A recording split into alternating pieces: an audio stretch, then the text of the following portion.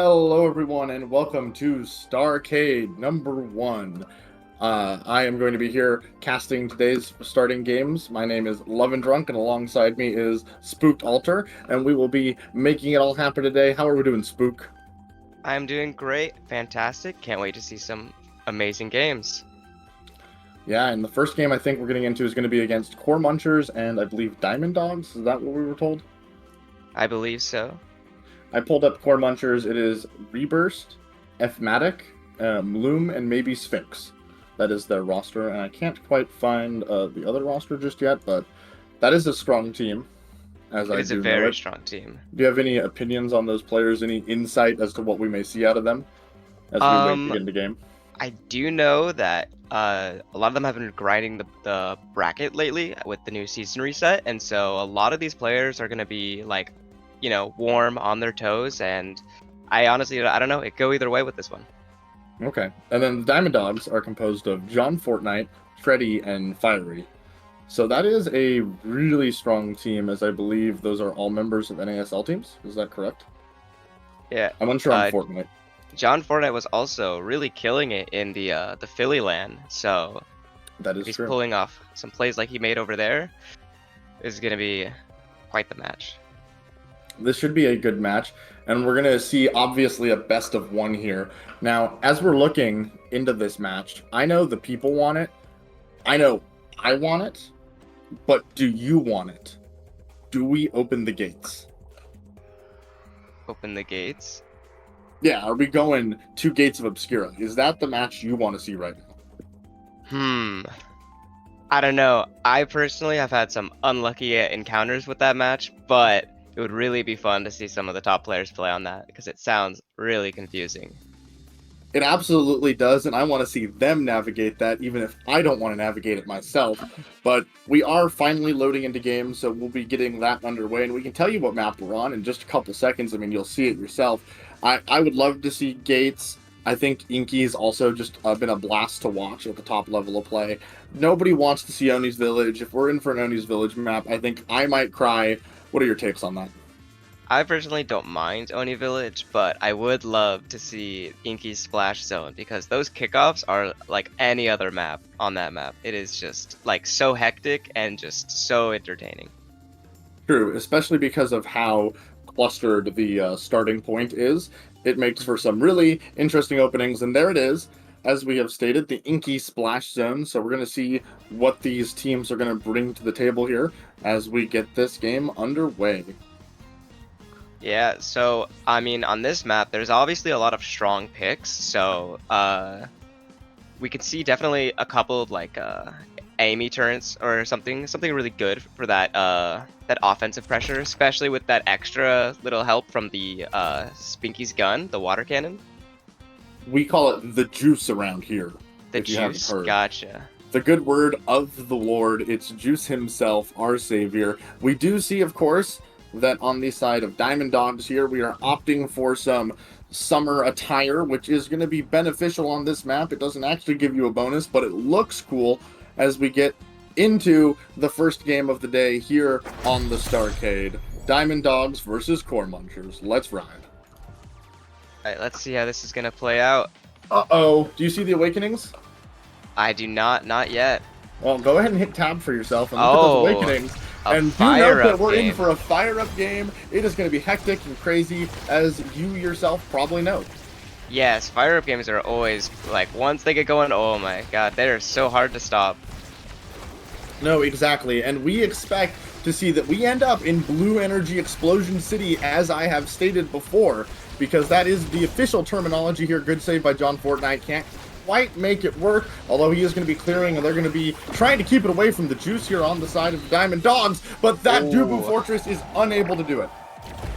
Unfortunately, the Dubu Fortresses, sometimes when they hit that little that core in that person, they can jumble around and they end up like a maze.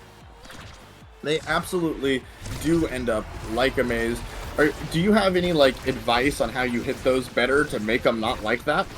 The only way I've really seen is try to do it from further away, but other than that, I think it's honestly just up to luck about those Dubu walls. We do see 2 core flips coming out, 3 on the side of Diamond Dogs now. Oh. John Fortnite's off the map with a beautiful primary there from the Rasmus, which secures them goal number 2 of the game. It looks like that they are on a very strong start on their end. Hopefully we can see some interesting plays fall in now that their backs are against the wall for this set. And it seems that they're able to block a core flip already. But will it be enough to get through? John Fortnite seems to be holding it down. Hopefully with this they can switch a momentum. Unfortunately, Fiery had a... Oh, but they are able to come through with that that primary from Estelle. They absolutely are, and the juice there coming into big impact, big plays being made there by John Fortnite to secure that goal for his team and defend his barrier at the same time with the power of the juice. It is important to keep note that as these core flips keep getting used, we get more of them coming up. As you can see, Fmatics is up right now. He's going to use it to help get his teams up. John Fortnite's using his back. Treddy's coming up soon, which is going to get Fiery's up, and that's just going to keep pushing and snowballing this advantage, and it makes coming back from fire-up games really hard, and I've been impressed with Diamond Dogs already as they've been able to do it, as John Fortnite can't quite keep it away there from the Rasmus. Yeah, it does seem like they are really trying to get out of this net, which they're able to do. Plus, with the help of the juicer, though, they might be able to keep it back into play. They are having a hard time clearing here. Hopefully. Oh, but it looks like Maloom is able to get the primary off, and that is going to be set 1. It absolutely is set 1 going the way of the core munchers. We are, of course, are looking here at the Awakenings, and tell me what you see here. What do you see in the Awakenings? From what I see, it looks like that Epiphomatic is going to be able to grab Built Different on Rasmus, which is always super nice. That exercise is really good. We do see an orb, so maybe we'll be able to see some goalies take it, but it does look like Rapid Fire with its new buff is going to be taken from John Fortnite here. Twin Drive on the Estelle is always good, and then it looks like Epiphomatic is actually, or not Epiphomatic, I'm sorry, Fiery is going to be taking Orb Dancer, which is really nice, because this map, I think that the orbs work really well if you're able to play around the juicer. Okay. Looking at that draft, who do you think won that draft? I would have to say, honestly, probably, I don't know, actually. There was a lot of good stuff there. It is tough. That's a really good draft. I think that favors Core Munchers just slightly as they're able to take the first barrier on the map, which is going to open up the way for the juice. Unfortunately, they aren't able to actually clear it through there as Fiery is doing a really great job putting down pressure and securing it. But what a hook there by Epiphomatic to make that play on John Fortnite and secure a goal for his team. Yeah, Epiphomatic, really good hook there. I've heard from a lot of people that Missile Prop on Rasmus is also really good on this map because of just how big it is, and you can pull people into that juicer, and you can, you know, get a lot of those faraway pucks. That is really interesting to note. I do think that as the juice comes out, we see 1 KO from it, and Treddy's getting set up here with that fire-up core flip available, unable to get it as he's knocked away. Fiery has one coming up too. They do use one on the kill, but there is a good hook blocked by Fmatic. John Fortnite trying to get it here too. Fiery in the front. Core flip can't get it through. 2 abilities used, and Fiery just has to make something happen, but the Estelle slow roll gets that. Oh, my favorite goals are those slow rolls because, like, you know it happened, but it's too late to do anything about it.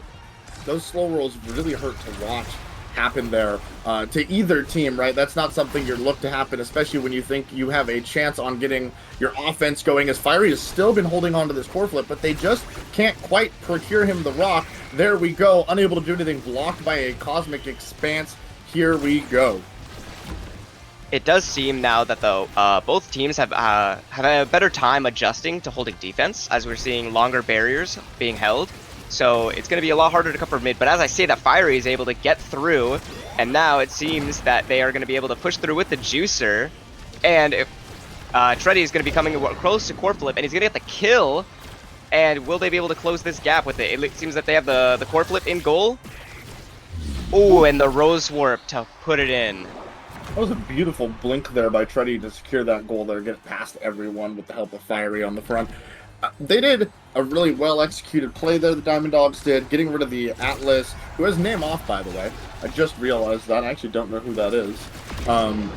Ooh. quite the double KO from both of them, the coordination there, and now they have 2 core flips on the map. It seems that they're going to be able to close out this set with 2 core flips and the juicer coming out. But John Fortnite's able to stop it. Oh, but that Estelle ultimate. That ability usage coming out from Estelle makes it so hard there for the Dubu to do anything. Chat says that's Reburst, and that does make sense. So this is the name that I did state before game here. What do you think of this draft? What are we looking at here?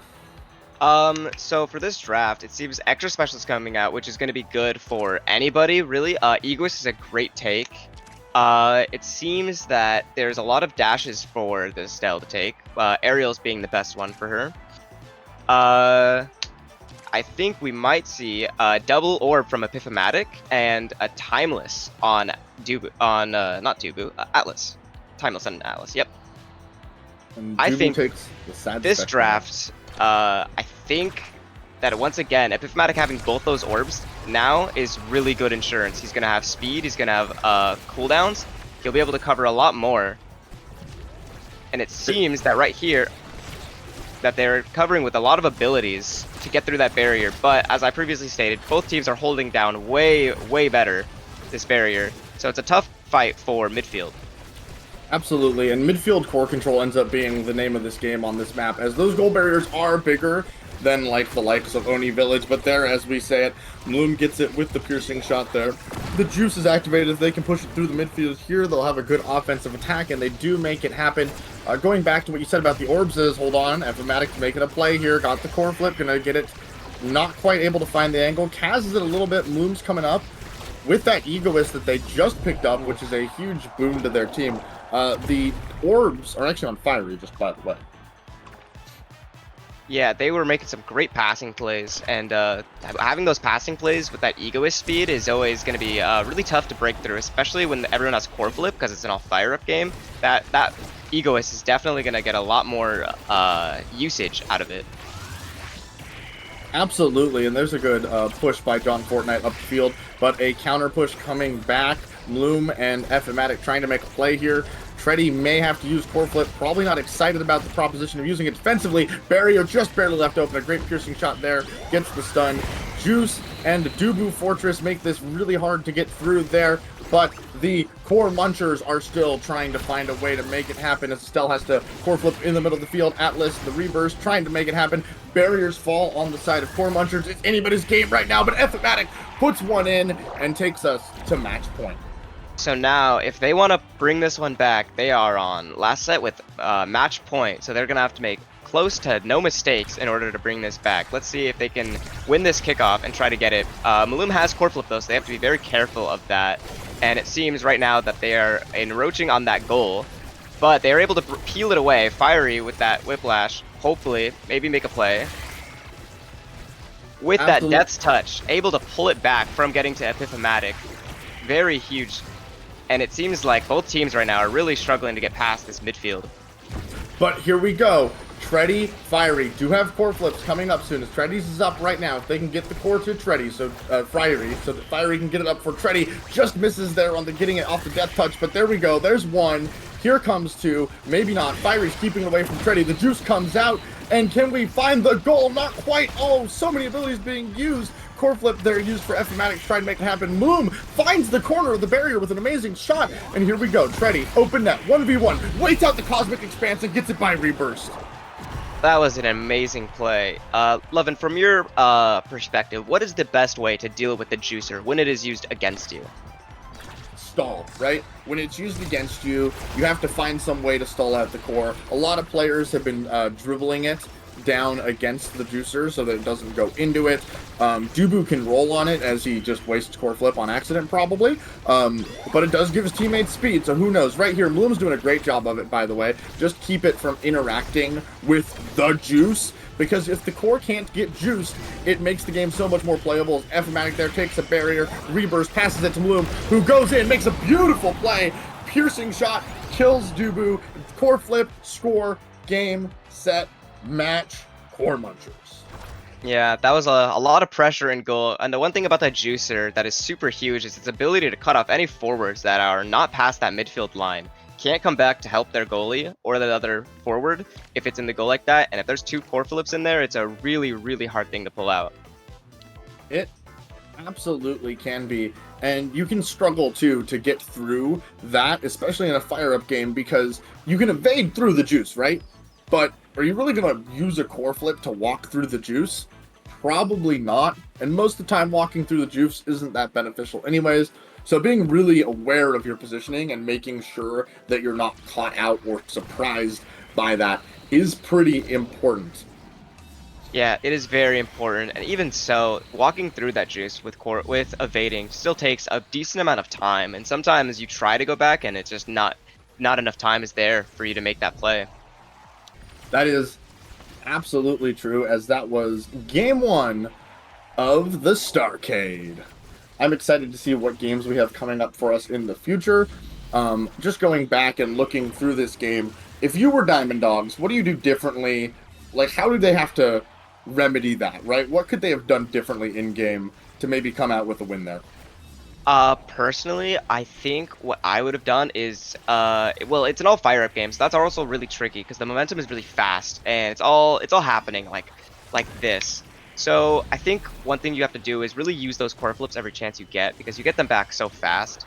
Um, their midfielding was really solid though. This was a really great game. I honestly don't know what I could have done differently, or even if I could have done anything differently to change this game.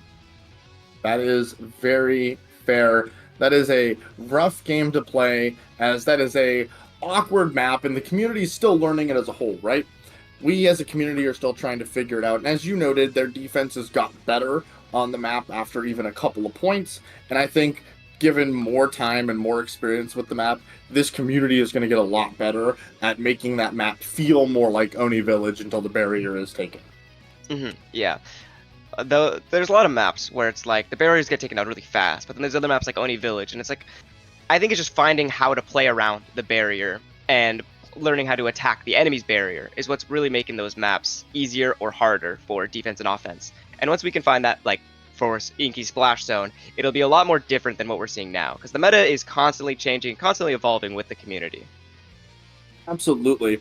Now I have a question there. The team comps were mirrored, and I don't know the answer. That's why I'm putting this to you, of course, so that you can figure out the answer. The difference in the team comps was a Dubu and an Atlas. Do you think that's a real difference maker, or do they play out about the same on that map? I think that map is a little bit stronger on Atlas because the juicer, if your teammates get caught in it, if they're caught at the top end, you have enough time to react and to save them. So that's really nice for if someone gets heavily punished, you can just save them. I think that having that Atlas shift for when the ball gets stuck in the juicer, it's really nice because it'll constantly ping pong it out until the juicer's done. And then, Atlas's primary is also really strong for just general defense. Yeah, and we are getting into the next match as soon as the teams are ready. I don't have any comments on this next match yet because I actually don't know what it is. But I am excited, of course. I've been mentioning it. I'm going to keep mentioning it until it happens. I want to see the gates open. The Gates of Obscure will definitely be an interesting map. I think the best thing about that map is going to be the character choices. There's a lot of characters that are really strong on that map that we haven't seen shine in a lot of top tier play. So it would really be nice to start seeing that happen. Absolutely. I'm just going to keep talking about it until it happens. It's one of these days we're going to queue into gates. I'm going to be excited. And then everything we've talked about is going to go out the window. We're going to talk about these. Oh, it's Inky Splash Zone again. Awesome. Great. As we get into game here, we have Lakeland University versus the Sleepy Cats. I don't know too much about these teams right now, but I do see we have ZZZ, Kasuna, and Spencer, all of which, of course, very strong players because everybody in this tournament is very strong. And we do see that they are highlighting that Kazan. I would be excited to see some Kazan play, and I'm surprised to see that it gets through. Here we go. We might actually get to see it. What are your Yeah, thoughts on Kazan in the current state of the game? I think Kazan right now is pretty strong in terms of damage, but I think he's really slept on with his core control and his scoring potential. He has a lot of mix-ups, and he just has generally a lot of abilities to help stuff it through. I think he is probably more than just a damage character, but he's also very good at dealing damage and getting KOs. This is also a Kai word, something that isn't seen too often. That does make me think that the start might be Chrono Boost, but it is not. It is instead Orb Rep, Glass Cannon, and Sleepy Cats have opted to go all Orb Rep. What are your thoughts on that? I think that what they are trying to do is cover in case of any orb showing up round 1. That way their MVP can just grab it right off the bat, which I think is a decent strategy, especially on a map like this. Glass Cannon, your Glass Cannon's not going to get too much value if your enemies see that you have it and they are going to break it. Right now, what we're looking at here is that both teams are trying to fight for midfield, but it does look like ZZZ is going to be able to break the barrier, and the juice is coming off, but unfortunately, they're also going to lose their barrier for it. And then the other team has the juice, and the dash punch doesn't work, but the era is there to finish the goal. Absolutely, and it looked like the Kai actually missed a few strikes there. I'm wondering if they're a little bit on ping or something.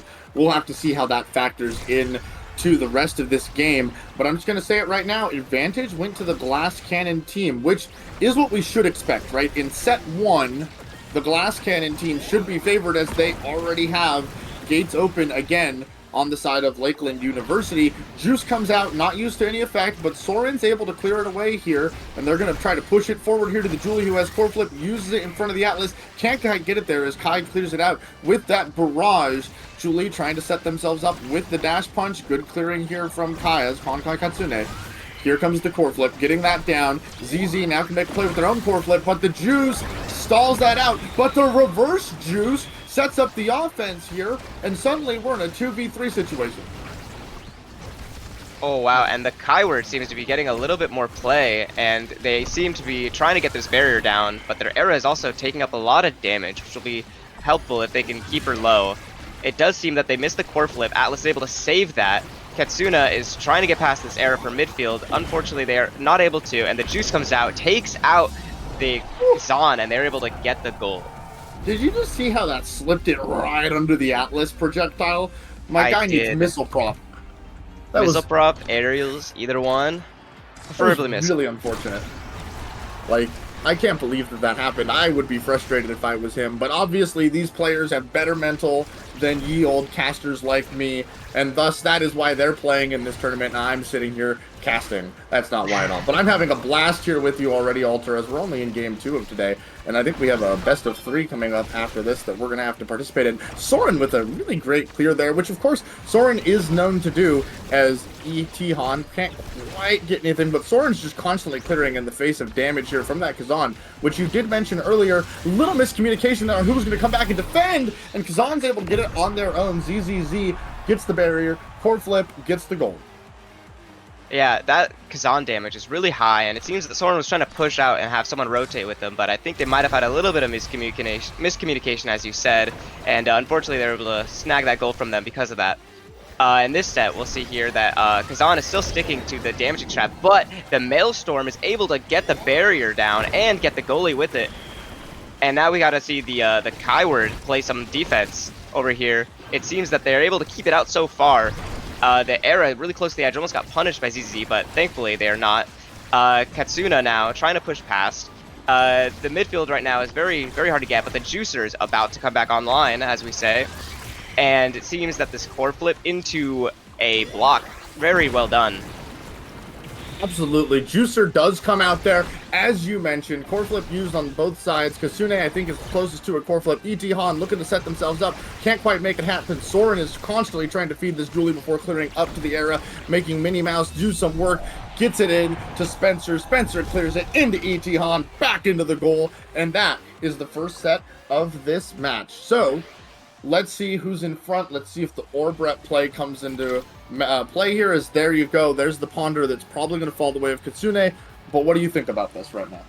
I think, as you said previously, the Glass Cannon picks are going to be more helpful for set 1. And that did show, because they were just a little bit faster, a little bit stronger, helpful for a couple of things. It does look like they're going to take away Orb Ponder. Unfortunately, it's not going to land on anyone with Orb Rep. But I think that is favorable than giving it to the Kaiword here. Overall, this draft, pretty well done. With that Atlas getting prime time, though, I think is really, really huge. Yeah, the Atlas getting prime time is probably the strongest individual thing here. That being said, there goes the barrier, ready or not. Here they come. so much pressure coming out from Lakeland University, especially with that juice. Get it in there, but Kazune is able to clear it out and feed it to ZZZ, who just can't quite make a play there on Soren. Really trying to go with the mind games here that Kazan has a lot of, as you mentioned, with those mix-ups. But there it is. Good utility, good core stunning, and E.T. Han's able to get fed by Soren with an amazing Gigabass to push it past Kasune. Yeah, those dash punches are really, really hard to get through, especially when they are down like that. And that's the second time they've scored a goal because of that Atlas primary not quite reaching just where they need it to be. And is that like enough of a case to say that you should be taking projectile strike on Atlas? Probably not, right? I wouldn't think so. I would say that is just a double time unlucky. Maybe with a little bit more movement from that momentum boots nerf that he probably would have been able to get there in time. Unfortunately, he wasn't able to get there in time to save the barrier on this one, as they are trying to get through midfield now to get it back. It seems that Era is trying to Maelstrom Kai, and it works. It absolutely does work. These Maelstroms for Minnie Mouse have actually been really good, as they're going to feed Minnie Mouse here, because Minnie Mouse is about to get that core flip coming up. Here comes the juice. Can't quite find the Jazz Punch KO there on ZZZ, but they are trying to make it happen. Juliet's out of cooldowns. Minnie Mouse finally with the Maelstrom leading the way, able to get that core flip and feed it right to E.T. Han, who punches to send it in. That was insane. Yeah. MMM Mouse having these Maelstorms are, so far, they've been all really well put and really well placed. They absolutely have. The Era play in recent tournaments that I've been watching has gone up a lot. Maelstroms in the past used to just be kind of thrown and prayed, but I really like how the Eras I've seen have really developed. But Katsune there with an excellent Giga to take that away from Soren and get his team on the board. Yeah, that Kyword coming into play. Hopefully we can see a couple of more of those. I personally am a big fan of the Kyword pick. I mean, Kyword is fun to watch. Like, I don't know much about if it's good, but I can tell you it's really fun to watch. I think it's fun to play too, because you just run fast and go, and doing that is extremely fun. I mean, look at how much fun Kasune is right now versus Soren. Soren's like, I have to defend. Katsune is like, I get to attack, and everybody knows attacking is better than defending. Attacking surely is, as a forward brain, I would say, more fun. It seems that MMM Mouse is, suffering a little bit of damage here. They were staggered, now they're not, but while that happens, ZZ was able to get the barrier, and the juice comes out with core flip in the net, and hopefully they can make a play right here with the core flip. Unfortunately, ZZ seems to be holding their core flip. You gotta save it for Omega Strikers too. But what a clear by Soren there to push it out. I can understand where ZZZ didn't feel like they needed to use it there, but then Soren just makes this miraculous clear, as Soren is known to do. Katsune Spencer trying to get it past MMN. Soren moves up and rotates because of that stagger. We actually clear out of the juice and do get a KO there on Soren, so they are goalieless right now, and as we both know, forwards cannot play goalie, so they should be able to make this happen. But actually, as I said, MMM makes it clear, but then Katsune finds the bottom corner, bringing us 2-2, and we have a game here. It seems that ZZZ was going for the KO, which makes sense because Soren can't clear it if he's not on the field. And then the Kyword is able to get another goal. That is absolutely the truth. In fact, I think it's the most frustrating thing about that. E.T. Han's core flip just got buffered there, which is really unfortunate. Being KO'd actually does, in fact, make it pretty difficult to play the game as the era is moving up here. And you can see that ZZZ is feeling a little bit more comfortable on the Kazan right now. I feel like he's putting out more damage right now and really harassing these players, not letting them get those glass cannons and not letting them play the way they want to, really forcing them to play around him as E.T. Han gets it with the dash punch and then is trying to get that core in there with that. But the juice comes out. Good core flip here by Spencer, gets a barrier, sets his team up. Juice available, juice activated, but they can't quite push it in. ZZZ has the core flip here. Can they make the shot? Absolutely, bottom corner, we're 1-all. I think Spencer pushing past the juicer there was definitely the play. Not letting it get past there, keeping the pressure up, and also using that core flip to get the barrier broken was very beneficial for them, and it was able to get them the goal, which eventually got them the set. That is well said. And what are we looking at here in this Awakening draft? Anything insane? I think Quick Strike is probably a really good Awakening to take here, as well as Stagger Swagger to stop for that that Kazan pressure. but it seems that instead they're going for the specialized training route for Soren here. And then Era getting that aerials is always really good. That extra speed boost on her already really good speed boost is going to be just really good. I'm almost surprised that she didn't go the Stagger Starter there, given how much pressure ZZ put on her there at the end of that round. But again, if we had to pick a winner of this draft, never mind. No time to talk about that. Spencer's off the map, and we're looking at forward defense again. Can they hold on? Can they make it work? Kitsune on that Kaiword has really good defensive potential, but they can't quite do it. They do lose the barrier. Juice comes out. Soren sends it into the Juice. And E.T. Han is set up, but can't quite make it work. Probably no abilities up right now. Soren, a little scared. ZZ's putting a lot of pressure here. Era comes down to help clear that out with the core flip. We're looking to set ourselves up in a position. 2 abilities used there to hold that, which sets up a beautiful special Giga Blast pass. Wow, what a Giga Blast. Now, those Giga Blast passes are really good, and they come out of nowhere, and it's really hard to expect and predict them if you're not the Kai shooting them. Absolutely. Kai's special in general comes out really fast, and it's really silent as, oh, we see a double KO on both sides. Soren playing up right here really aggressively. And one thing I wanted to mention is I heard that melee goalies are a lot harder to play on this map because it's a lot harder to be aggressive. Do you have any thoughts on that? I think this map is I think I would agree. This map doesn't seem like the goalies get to do too much aggressiveness unless they are playing a very high risk, high reward kind of game like Soren is right now, where they're past the juicer, able to hold that ball from getting through to their side. And it seems that what this is happening, that Mouse is able to cover the goal in case if anything happens. It seems that E.T. Han is trying to make a dash punch play, can't quite reach it as Soren is trying to defend. Now they have core flip to hopefully make a pass to E.T. and they're not able, just quite not enough to get that. But the juicer is going to come out and take out E.T. Han, and ZZ is going to get the goal. That is correct. The Juice claims yet another victim. E.T. Han falls into the splash zone as they're able to pick up that goal there. E.T. Han comes out really quick with the movement speed here from Era's Flutterfly, as it is aptly named. Kitsune can't quite hit that, but a lot of damage coming out here onto Soren. So if they can get this midfield control, feed it to ZZZ, get ZZZ some time to get some more damage, and really put Soren in a rough spot here. ZZZ looks like they're holding on to their abilities, but there they go, back to damaging. On the other side, E.T. Han able to take that barrier, but Soren is off the map, and that finds them a barrier.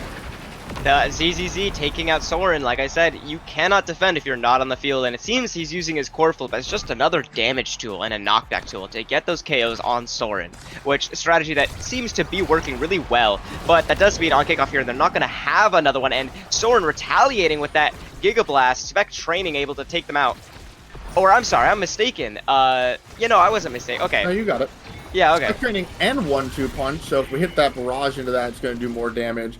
A lot of opportunities there to create some damage, which has been coming into play here and there. A good pass down to the Era, right around Spencer. Nothing he can do. ZZ tries to get in the way, but it's too little, too late. We're 2-2 once again. Set point. Yeah, these are the type of games that are really good. It's set 1-1 on each side, set 2-2, really close. That Giga Blast able to rotate the core, we're able to both of the forwards there. Kitsune is able to stop it from getting in. It seems that the barrier's close to being taken from both sides. A lot of close plays here, a lot of close calls. These teams are both playing really well. I think the big difference maker right here for the Sleepy Cats is the amount of damage they're putting on Soren. But Soren just not being able to play the game as effectively as they want, having to rotate Mouse back in a defensive position. E.T. Han can't quite hit the dash punch into the net, and Soren comes back to defend. Yeah, it seems like they've rotated. Mouse seems to be a little bit more on the defensive now, with Soren trying to play more of a midfield, trying to get the barrier, with he's really low, so he's trying not to die from ZZ, but because of that, they're able to get the barrier, and the Juicer claims another victim with the ZZZ claiming that goal. How many victims can the Juice claim? I think we're at 3 this game, but the amount of pressure that this Kazan pick is putting on Soren is just too much, and we're going to see Kazan's going to get that Twin Drive, and I think Twin Drive Kazan, is that his best in slot? I actually don't have too much experience on the character. I think Kazan's best in slot is going to be either Twin Drive, Prime Time, or, as I personally think, it's going to be Specialized Training, which unfortunately the Kai did take away from him, but that is a lot of damage for 2 specials that he gets to throw out. That's a lot of damage indeed. We do see Soren getting that missile prop, so we have longer range barrage, longer range Giga Blast. I don't know if that matters too much, but extra damage on it. The ability, though, to apply more pressure without having to step out quite as far is really good, as we use the Flutterfly there to get control of the core for ourselves and set up a really good offensive attack on the side of Lakeland University here. Soren, though, again, already under a lot of pressure, so they rotate the Era back, make the Kazan small, and try to keep Soren alive, but they just can't. Soren is taking so much damage because ZZZ is just following him no matter where he goes. That being said, Itihan and Minnie Mouse are trying to make it work here. Katsune finally finds the barrier. Soren is so far away because of the amount of pressure. The juice comes out. Katsune pushes it in and makes it work with a beautiful Giga Blast there. Soren is having a really hard time defending because they know that he's a great goalie, he's great at his job, he's great at clearing, and so their best plan right now and their best bet is probably to take him out, which they seem to be doing really well with that new character. He has tons of damage, tons of tools to help peel out the goalie, and right now, as we can see, he's sticking right on him, not letting him play the game, with Emma Mouse defending a little bit more, trying to shrink him so that Soren can avoid more damage, and then Itihan is able to put the pressure onto Spencer, and that, unfortunately, the Giga miss from them. Emma Mouse still defending as Soren is still trying to run away. And he's still just running away. Like, he hasn't been stopped getting damage. Soren is getting what I call the Lovin' experience. Have you enjoyed getting knocked off the map non-stop? Well, let me tell you that I've enjoyed it just as much as Soren is right here, as the Kaiword secures another goal, and it looks like this just might be the game. So, we're going to look back on this and say, was Quick Strike over Stagger Swagger wrong here? What's your thoughts on that? I think that Soren might not have realized how much damage they were willing to put on him and how much pressure they actually had. I think maybe Stagger Swagger would have been the way to go here. That would have made him heal a lot more and also be faster when he's staggered to run away from those abilities and hopefully make a lot better rotations into the forward play. Right here, as we can see from what I talked about earlier, that Atlas shift able to hold that barrier, but it's not quite enough with the Era passing right to Itihan's hands. Absolutely. That was a good offensive attack, while the Kazans just kind of being useless on the other side of the map, because if the pressure on Soren isn't able to be capitalized on, nothing can be done from it. A beautiful Maelstrom can't quite secure the goal there, but here we go. Defense falls a little short. Soren unable to make it happen. Katsune pushing forward with the juice, gets it to ZZ. Core flip, game, set, match. That juicer, man, cutting off that map, sending a direct pass right to that ZZZ with that core flip. Really struggled, really hard to peel it away from him. It absolutely What a game. is. And that was, you know, well done there by Sleepy Cats, I believe, are the ones who took that net. That is correct. Yeah, and the we had MVP Kaiword. Big fan. Absolutely. And that's because of how often Kaiword was really making all the goals happen, right? ZZZ was putting the pressure onto Soren, but it was between Katsune and Spencer to really make sure that they were controlling the core, not giving up goals while they were under a 2v2 situation, so that they had time for ZZZ to put that damage on Soren, to allow them to get into those positions where they could, you know, make the plays, make the goals, and win the game. Yeah, Katsune was really on the ball a lot, as they have 174 redirects there. Quite often they were definitely securing that core from either staying offensively or stopping it from getting to their barrier, and all in all they were just playing a really good game. They had a lot of both Soren had a really good Giga Blast kill, and Katsune had a lot of good Giga Blast kills. I mean, absolutely, we see that Katsune had 3 KOs. Soren actually only had 1. In fact, really funny, I'm pretty sure the Maelstrom killed almost as much people as the Juice, as that claimed most of the victims on this map here. Really good Maelstroms out from MNM Mouse, as we stated during the cast, actually. And so that will take us through winners semis. And if I'm not mistaken, which I may be, we're going to go into winners finals, which will be versus Sleepy Cats and Diamond Dogs? Pretty sure Diamond Dogs won game 1. No, it was not Diamond Dogs I'm being informed. It is instead the Cat Munchers. So we have a Cat v Cat matchup here that we're going to see coming in effect here in the winners finals, which I believe is going to be best of 3. So we're going to look forward to some good games here in just a moment. Any Yeah, thoughts on what we just saw and what we're going to see coming forward, and if we're tired of Inky Splash Zone yet? I personally have experienced a lot of Inky Splash Zone. As you said, and as more as you've talked about it, I am really looking forward to seeing if the gates to Obscura are opened up, because we've seen what Splash Zone has to offer, but I think that it would be nice to have Obscura have a chance to talk and see what it's made of, see what plays can be made, because I think that that map will honestly have the best highlights and clips out of any map that is in rotation at this moment. I mean, I think casting it's going to be a nightmare. I think playing in it's going to be a nightmare in some ways. Like, they're going to get into the game, the orb, the core is going to go one way, and we're just going to go, huh, huh, whoa, what a play! And that's going to be all casting is on that map. If we could just do that every goal, basically, that involves the portals, we're going to make the players sound like geniuses. We're going to make ourselves sound like idiots in the process, but that's okay, because that's what I'm here for. We're going to have a really good time if we can get that elusive map. Instead, though, I think we're in for like a night market next. I'm feeling night market. I think Really, would be Night fun. Market. I think Night Market is a very, very strong map to show off a forward's power in terms of dribbling off of the smaller lane and the closed-off passing lanes for the most part. I think it also can really strongly show a goalie's ability to push forward, and I think it also can show a midfielder's role as in taking that speed gate away and just overall maintaining the flow of the match. So that would also be another one to match, but still, as I said, most excited for that Obscura game. Yeah, absolutely. Now, if we're watching this game, I do remember in game 1, I don't remember who, one of the two teams banned Kazan, right? But let's just ignore that for a second. We're going into this next game, and when we go into it, do we expect that we're going to see a Kazan ban here after what we just witnessed happen to Soren? I think it really honestly depends, because both teams might be trying to go for a KO build with the Kazan, or maybe one of the teams aren't, and then that would honestly dictate, are we going to see a Kazan ban or not?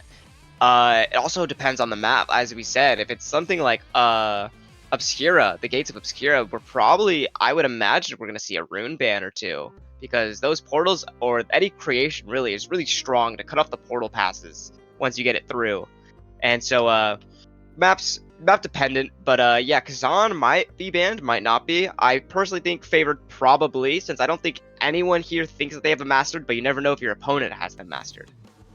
Absolutely, and the rune is quite scary on that map. I do know that the Sleepy Cats actually won when they met in ladder earlier today, so this is a rematch for the Core Munchers, and this is personal for them. They want to go in there, they want to make it happen, they want to get revenge for what happened earlier. I called the night market, by the way. I'm just going to throw it out there. I might know John Odyssey himself. The foresight on this guy to see the night market play come out, but were you able to predict the bans? No, definitely not. We do see a Luna ban here coming out, and then a Luna ban. What if we get the Kazan? If we get the Kazan, maybe I do have a little bit of foresight here. I have some. You quite are able to just predict. Your game IQ is higher than anyone's I've ever seen. Yeah, and you ready for this? It's Quick Strike, Monumentalist. Those are obviously the awakenings here. As we see the rune pick, what else could it be? That's true. The rune pick with the X pick, it's probably definitely looking like a Quick Strike or Castellas type of start with a Monumentalist. Another Kyword game we get to see here, definitely strong on Night Market from what I've experienced. It seems it was a Chrono Glass Cannon start. Chrono and Glass Cannon is a really strong start. I do think it's interesting that Bloom here opts to go for the Glass Cannon, as Bloom's probably going to be getting hit a lot, because Kyword incidentally hits you quite a bit, and X likes to hit you a lot. Spencer can't quite make the save, as F-Matic is pushing forward, can't quite get the barrier, but there they go, they find that top corner. A good hook there, good clear by Rune on the Spencer here. As we push it forward to ZZZ, who's trying to get it, but really good clears here by Reversed. F-Matic trying to make it happen, finds that top corner right around Spencer, who is stunned. What a quick round that was. There was a lot of good plays. Wasn't really sure where that would go, but it does seem that they were able to get a hold of that center speed gate and able to control the field. Let's see how it's going to go from kickoff here. It seems that Katsuna is able to break it past them, and it seems that the ZZ is trying to break through, but he's having a little bit of a hard time. Katsuna is able to find a barrier, though. Will he find the second one? Epiphomatic's able to fish it out, trying to make a play on the rune on Spencer. He's not able, just quite not. It seems that they're trying to rotate back. Epiphomatic finds that barrier, and then Katsuna is able to steal it away. ZZ trying to make a play up here that unfortunately the Gigablast missed, and it seems that Epiphomatic trying to capitalize, but the rune banish is able to stop them from making any plays, and then ZZ is able to crush it in with that double strike combo. It seems he's trying to get the kill onto Reburst, as we're seeing. Very strong of the Okiing strategy, as it's called. That is what it's called, and we saw it all last game, right, on that Kazan, and he's trying to make it happen again on the X, but as we clear into Epiphomatic, we have to clear it somewhere else, because if you don't, that Rasmus gets the goal with the IME tanks and the hearts coming out. So ZZZ did it last game, is trying to do it this game, get the goalie out of the equation, make it happen, as it looks like Spencer is having some technical troubles here, so we're live. They do get a free barrier. Happens all the time. Katsune pushing forward with the burst, flipped away by Reburst, pushing it forward in. Can't get it quite around the Vice. Epiphomatic gets the barrier, gets the core flip. Sneaks it through that orb, and ZZ coming out of nowhere for that KO. And now it seems that they'll probably maybe be able to change the momentum of this, as ZZ is so close to getting that barrier, but just quite enough. But the core flip's able to get it through. Will ZZ be able to push it through right here, in and out? But it seems Bloom is able to get the clear through. And it seems that, the core flip able to save it, and Epiphomatic accidentally hooking it backwards into them with the Bloom core flip with the amazing rune pillar. And it seems ZZ coming out with the core flip. Can he? Unfortunately, that Reverse is quite there, ready to cover it. But Bloom with that stun on the core is able to get it right past him, and that will be set 1. That will be set 1. That was a really convincing 0-3. And it's worth noting, when they met in ladder earlier, Sleepy Cats took the game. So don't know if that was an inky or what, but it is worth noting that that did happen. We see a lot of good things here. What are you looking at for these players? I'm seeing that there's going to be a prime time on the field that's going to be maybe get to the Kyword, which would be his best in slot, but Bloom is smart enough to take it away, and it seems that they're going to be giving Rune a Timeless Creator, because you don't want to let him have Hotshot. But I think Timeless Creator is still very powerful on him. Honestly, I think in this draft, I think maybe, I gotta say, I think ZZZ had this with that pick.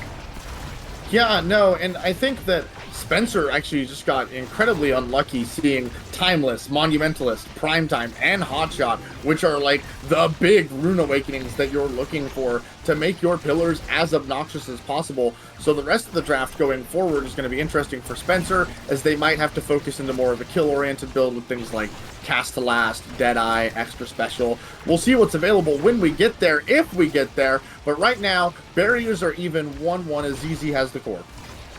ZZ is maintaining a lot of core control on this. With he's also putting a lot of damage onto Reburst, but Okiing on an Atlas is really hard for that ult that's coming out right there to heal him up. It takes a lot longer to get that kill, so you have to hopefully have your team stall for even that much longer, which is really hard. And it seems that ZZ almost gets punished for that miss, but thankfully he's able to core flip it off. But it's not enough, as Epiphomatic's able to sneak it by with Spencer missing the core flip. Yeah, absolutely unlucky there by Spencer. He thought he had it with the strike, barely missed it, tried to panic save with the core flip, and it didn't quite work out. But that's okay, because there's still more game in here as Epiphomatic tries to get that hook. Katsune pushing up, ZZZ trying to find a ring to bell the angle. Bloom gets both of them off a beautiful core flip, just happening to center it. Bloom making the play forward, can't quite find it, is banished, getting damaged, trying to stun it, pass it to themselves. Epiphomatic's in the front of the net. They can't quite make it happen here. Reburst pushing it forward, trying to reset things. Epiphomatic gets it through with the primary. What a double barrier break from Bloom. Do you think that was calculated or not? Because to me, it looked like he knew where he was aiming. Absolutely, 100%. I've done that so many times. I'm going to be honest, if that's calculated, that's insane. I wish I knew how to hit that angle. It would be the Yeah, type of thing that you try for and you hope it works out, and most of the time it doesn't. But the one time it does, you want it to be in a tournament. That's where you want it to happen. exactly. If it's gonna happen anywhere, it's gonna be here. And it seems that Maloom is taking quite a lot of, he's doing a lot of damage to Kitsune. It seems that they're trying to fish out for that kill. With a Pithmatic and Maloom being banished, I should say, for this. ZZZ trying to still get that kill onto Reburst, but he's not quite able to find it.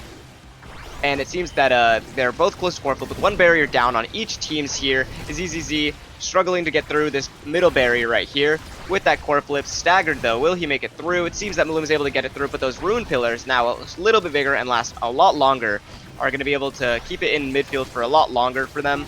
But Pithmatic is going to be able to sneak by and get that through. And it seems Pithmatic right here is going to try to make a play on the goal, which he will with an amazing death touch and squeaks it right between, right by them, threading that needle. Absolutely. What a good thread there by Aphimatic on the Rasmus, just making sure that he puts the Rune in an uncomfortable situation, right? Rune, you don't want to get too comfortable if they know where the core's going. It can be easy for them. What are we looking at here? I see Egoist, I see Catalyst, I see Built Different. So many good things here. Spec training as well. Yeah, definitely quite a big showing for a lot of these people. A lot of damage awakenings, a lot of survivability. I think right here we're gonna see something really good fall into ZZZ's hands. Maybe he'll start getting some KOs on this field. Prize Fighter, definitely a snowballing. So if he can get those rolling, then I think they'll have won this draft. But if not, then I think this draft might not have been in their favor. Well, they're going to have to find some damage here if we need things to be in their favor, because this is their last leg. They need to make this work, and there is that damage coming out. As noted, it is hard to get a KO against the Atlas team. That is why you take the character, but Bloom has been put under a lot of stress, and ZZZ just quite can't find it there. But we're trying to make it happen as Aphimatic takes both the barriers due to some amazing play there off of the barriers, getting that rebounds, Reverb trying to put it forward, Bloom getting it to Aphimatic here, a beautiful hook to get it right past Spencer, who yoinked himself forward there with his special. And I don't know if I'm mistaken, but what is that Spencer eject button? Yeah, It seems to be. I was going to comment on this because I actually don't know anything about Rune. Is that a normal take?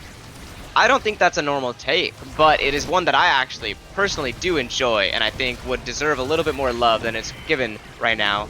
I think the play is pretty cool. I think you can make some fantastic plays offensively and defensively with it. But it seems right here, unfortunately, it's not going to be able to happen right now as they are able to get both barriers with the Pithmatic being a little bit low and Loom able to find the shot. But Pithmatic, once again, with an amazing Death's Touch. It seems that they're going to have to put some pressure onto him because he keeps finding these amazing, amazing hooks. No, we have to find some way on the side of Sleepy Cats to deny Aphimatic these hooks, right? Someone needs to stay with Aphimatic. We can't let Aphimatic go off on their own, because every time they're on their own, they're making these amazing hook plays, and that has been how they've been getting the core around Spencer, ZZ, and Kitsune, finally pushing up, finally getting a barrier, but Aphimatic responds in kind, because Aphimatic has been left alone with Spencer, and Spencer does their best to hold on for now, but we gotta stop leaving the Rune alone one-on-one with Aphimatic here on the Rasmus, because it just hasn't been working out, and here we go, we see that again, but Kitsune comes up with all that speed that Kitsune has, can't quite find the barrier here as Reburst is able to save it. Bloom pushes it forward, gives that one-on-one to Aphimatic, who finds the KO, and Bloom's able to push it through and take game one in this best of 3 of Core Munchers versus Sleepy Cats. That was quite the game. Do you think, after watching what just happened, do you think we're going to see any different bans, any different strategies from either team? Well, I don't know if Sleepy Cats just loved what they locked in, right?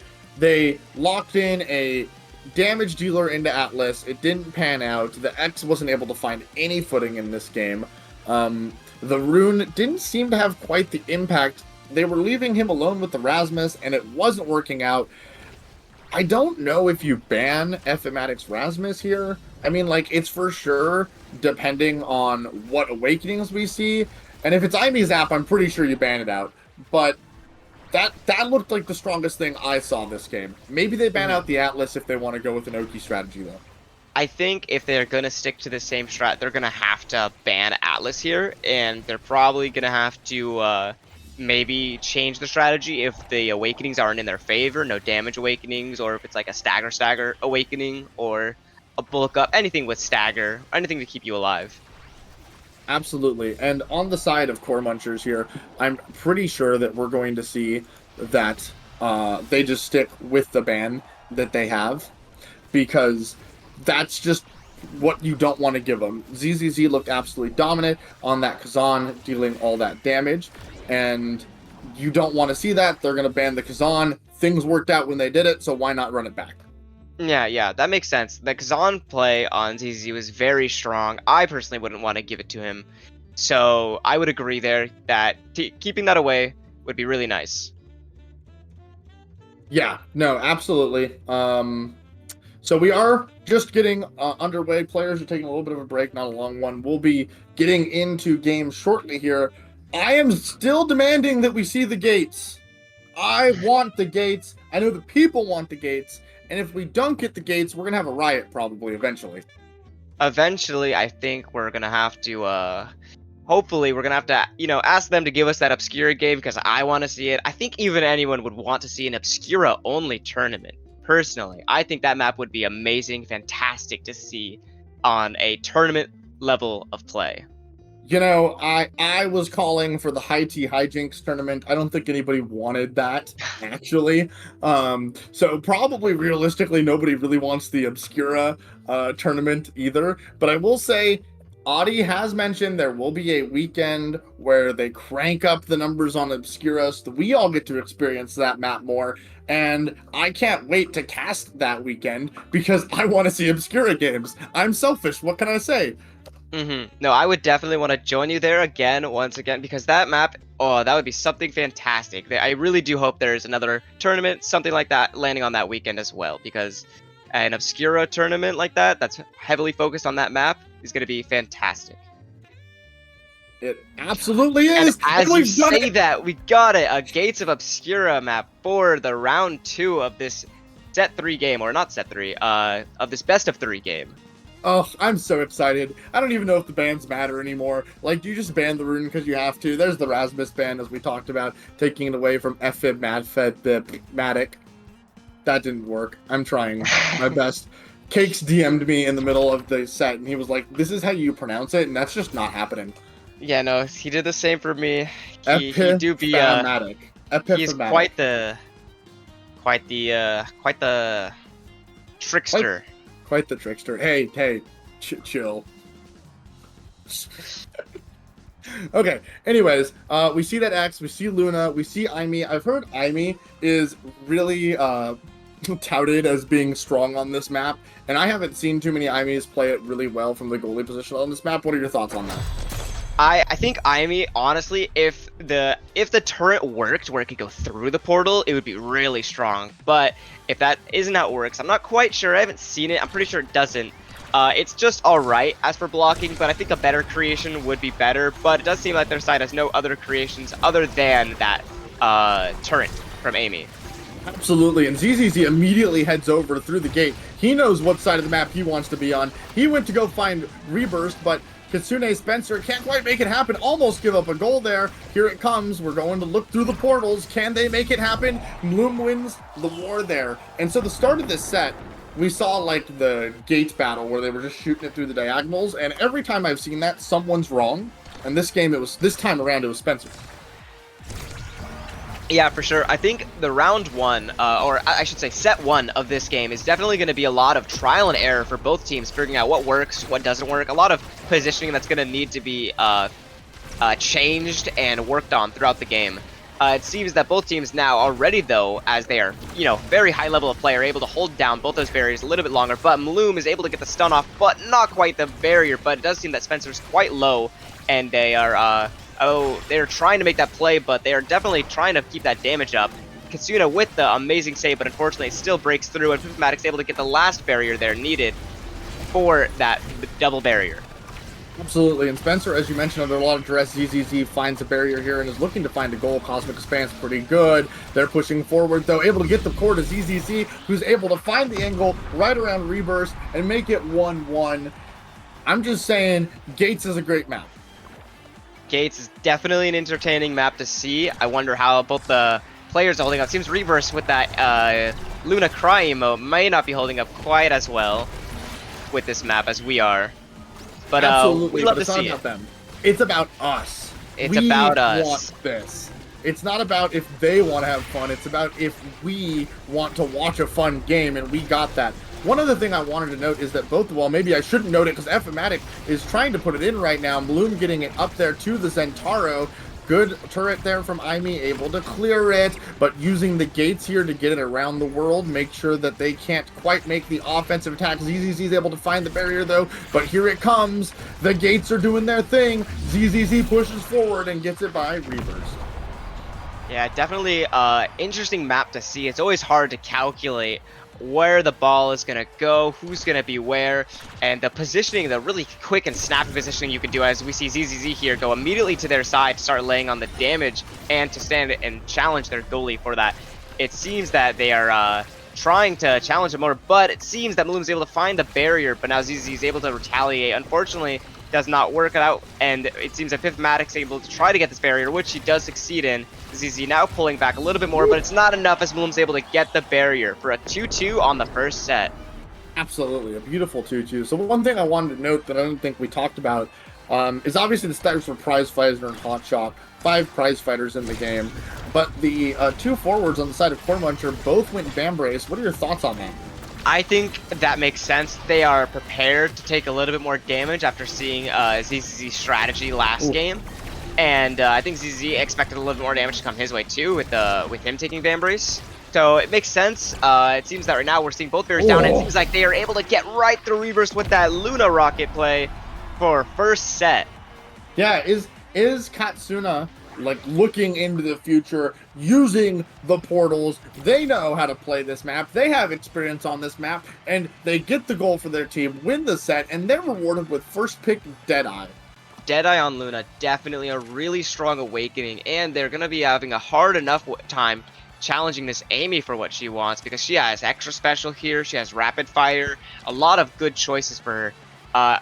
The peak performance, I guess that does make sense with how much damage she's been taking. But it does seem that X is able to get cast last, which is a big win in his book. That is a big win. There's nobody that's going to take that except for the Vice in this game, and extra special I think is just better for the Vice in general, especially you don't want to give that up to anyone in particular. What a good play to get the barrier there with use of the portals. Isn't this map crazy? This map definitely is a little bit crazy how they're able to get that double barrier down. And now, if they can pull it out of this, it's definitely going to be a hard midfield fight for them. But Reverse is able to push up really far to get that barrier, and Katsuna unfortunately misses the angle just a little bit, and Reverse is able to peel it out. And now it seems that the damage on this game has definitely switched, as Epiphomatic is a lot lower than Spencer is, and it seems that they are able to make a nice play though, and ZZ is able to crush it in with that X. Yeah, no. So what's so cool about this map is the midfield core control dynamic of the map really changes. How goalies have to play it really changes. I think mostly the forward brawler gameplay is the same.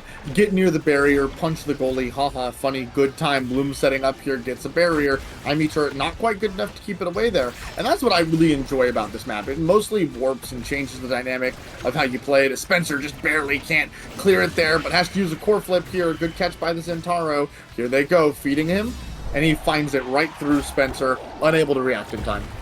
Yeah, one thing I do also appreciate, as you mentioned in this game, is how often things are changing with those different portals coming into play, the different areas, the different styles, and what cooldowns you have, what cooldowns you don't have is going to decide a lot, especially how you play kickoff like right here, what we're seeing as they are going to try to clear it away with the portals, but they're going to send it right back through, and it seems that the portals are going to find one through Epiphomatic.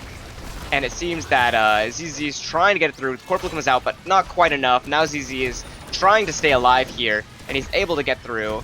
And it seems that they have to drop the healing on, but Epiphomatic and ZZ were really low. But the Vambrace, ZZ is able to crush the goalie and get it in. That pressure he's able to apply to Epiphomatic and immediately switch to that goalie, catching him on that line. It's definitely going to be really huge in this game. I was gonna say, did you see how much healing X just got there with the Vambrace? The Vambrace healing really is a lot on a brawler. It was the whole, he was hitting the whole team with his punches. He was getting 3-man punches off. The cast to last X with Vambrace was going hard. It rewarded him with a full stagger bar and a kill in the end, which gets him a prize fighter stack on top of everything else, and they're able to take both barriers here, get themselves set up. They just need to clear it and get it up there. Katsune has flip, but can't stay away from the edge of the map, trying to get it forward here, but ZZZ is unable to find any pressure as Spencer just can't quite clear it in time. Another 2-2 set point match for this. Well, these are quite the hard games. Both teams are unrelenting at this point, especially with the KOs and the portal plays. Definitely going to be hard to see. On kickoff, it seems that they're targeting Reburst as he doesn't have enough to evade. Reburst trying to stay alive by healing himself. And they are definitely, Moon is dropping stun on him, trying to keep him alive as well. But that does mean he has to peel away from core a little bit, as ZZ's able to get one barrier and stagger Reburst here. And then Katsune is able to finish him off and get him off the map. Now they have to try to defend without their goalie. But they do get a KO in kind, in reverse, but there's another KO, and they're going to set themselves up here for a power play. Can Bloom hold on? Reburst is back. Spencer trying to make the offensive play happen. They do see the portal. They both saw it, almost giving up the barrier, but able to clear it away from Bloom. Everyone's back. Everything's been reset. Everything's A-OK. Can the Luna, can the Aimi get it forward? ZZZ is punching, making Reburst's job so hard. There's another KO onto Reburst, and here we go. There it is. Katsune pushes it through Bloom. Wow, ZZZ definitely a big change from this game to last game. I really thought in order for him to play like this, he would have to ban Atlas, but it seems he's able to make it work. Once he got that snowball rolling, he really is going, and as we see here, what do you think about this Awakening draft? I think X is so heavily favored here. I see Built Diff, I see Big Fish, can't deny those. I see Heavy Impact, can't deny that. Also, Zentaro gets Super Surge, if not one of the Size Awakenings. They take the Super Surge away, forcing the Size Awakening. Heavy Impact falls to Luna somehow, and then we deny Ponder from Reburst because that makes sense. But that does make a lot of sense. I was going to say, if we take the Heavy Impact and give the Ponder over to Reburst, like, that's insane. Everybody got really good Awakenings here. Everybody still got really good Awakenings here, but obviously it's a little bit weaker for Core Munchers the way that the Sleepy Cats have drafted it out. Yeah, and it seems that ZZ is able to crush that goal in with that X ult, that double strike, really strong, and it seems Reverse is now suffering a lot more damage with that Built Different, putting in a lot of the work there, but he's able to heal almost all of it back up, but while he's doing that, Epiphamac's able to sneak the goal in for round one. Snuck it in a 1v2 situation. That was really well done by Epiphatic, who did a really good job. That was for you, Cakes, by the way. I tried my best, bud. And they are continuing to be unrelenting here in their aggression. These teams are really equally matched, as it seems, and we have seen in these two games. Yeah, no, and it seems right here, though, that they are finally getting that damage off on Reburst, as he doesn't have his special, and he's in midfield trying to stay alive. And if they're not able to kill him, they're definitely able to keep him away from the core, so his impact in the game is close to none, but it does seem that his team is able to hold it through while he is struggling to find his footing, and they are able to get the kill on him with the core being pushed around. And will we see a core flip into the goal? Probably. And here is there they're it going to is. use the core flip to push it forward. You got to get it past the midfielder here so that you can give your team a chance, but not quite able to find it. But they're putting on so much pressure with the damage, and Reburst just can't make the save there with the Cosmic's Expanse. It just goes right into the corner. Yeah, the Amy turret combined with the X right there, definitely a really hard thing to squeeze it by. They're gonna really have to play out of their hearts and souls and minds if they're gonna wanna bring this one back. They absolutely will, but every single point this game, as we find the Luna flying off the map, has gone to that 2-2, right? They've been going to 0.5. They've been making it work, as here we go again. Gates are open. ZZZ's in control. Can they find the angle? Not quite. Katsuna's back. The core goes around the world through the portal. Spencer's in control. Epiphatic blinks in. Can't make it work. It's going back to the other side of the map. Everybody rotate. Get over there. Oh, here we go. Oh, there it goes. I love this map. I also really enjoy this map with how it's going, and it seems that with Mulum helping and Epiphatic also helping on defense, they're able to keep it out, but that portal is able to send it right back into defense where Katsuna's trying to push it through, but they finally do break it through that barrier because of that too much forward pressure. But it seems as easy doesn't matter because he's there and he's able to push it in for match point on their side. He rung the bell. Reburst. The bell ringer. didn't stand a chance there. And ZZZ, you can see he's already going to the other side. He knows what his goal is. He sees Atlas. Eye on He the has prize. his plan, has his job, but that amazing Vice ult able to crack ZZZ. But as we saw earlier, he can heal a lot of it back with that Vicious Vambrace. With one orb and one attack, he's able to already be unstaggered. Now it seems that he sets his sight onto Loom, who's already really low. But Reverse has also taken a lot of damage from that Luna. Will he be able to get the kill through? They're going to have to core flip. They're going to want to live this.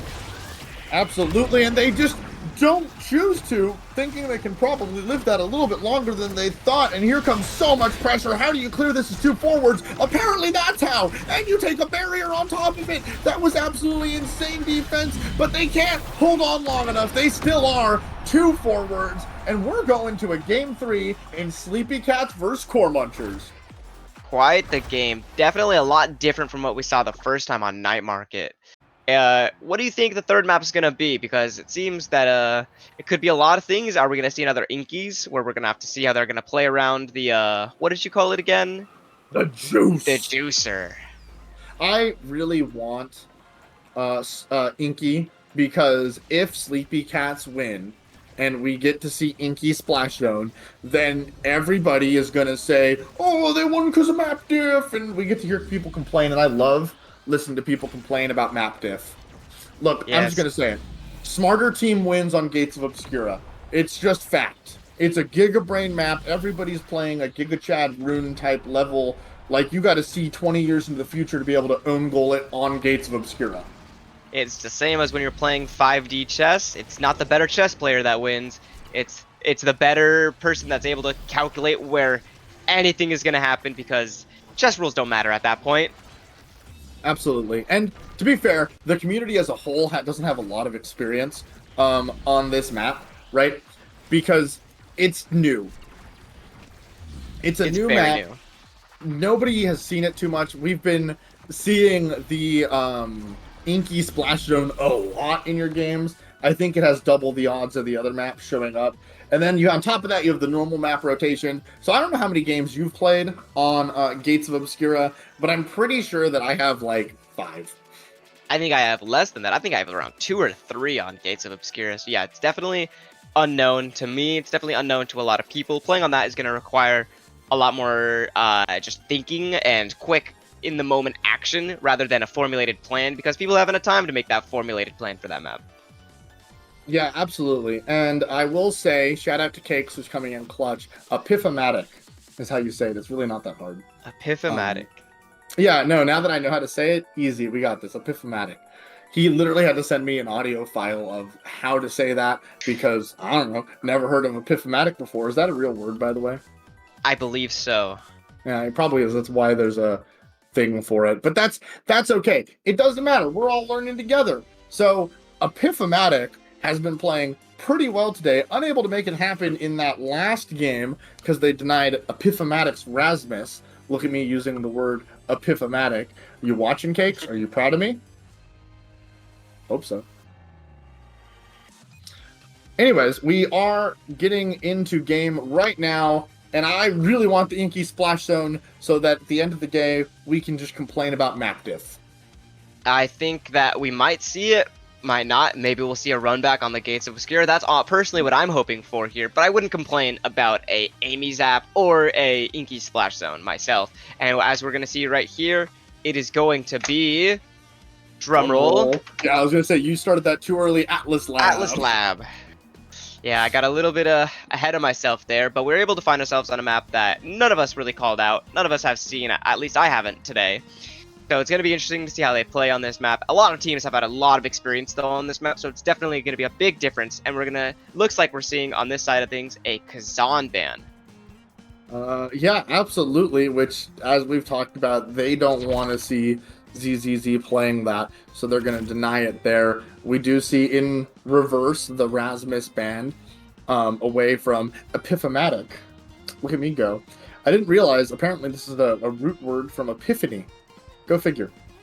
Yeah, does make a lot of sense. It does. We're learning things today on cast with the power of friendship. Thanks, Cakes. Yeah, shout out to Cakes 000. 0 0 0 0 0 0. How many zeros? Like 7? 3 zeros. Oh. Did you Yeah. know 7 zeros and 3 zeros are the same because they're still 0? Yeah, I guess that's true. And as we're Anyways, seeing we're now, under game 3 in this best of 3. Winner takes all right here on Atlas Lab. And Core Munchers strike first there with both barriers going down as Epiphomatic is making some great plays on the Zentaro. Bloom under a lot of distress here, almost getting KO'd. ZZZ's looking for it, doesn't quite have the abilities yet.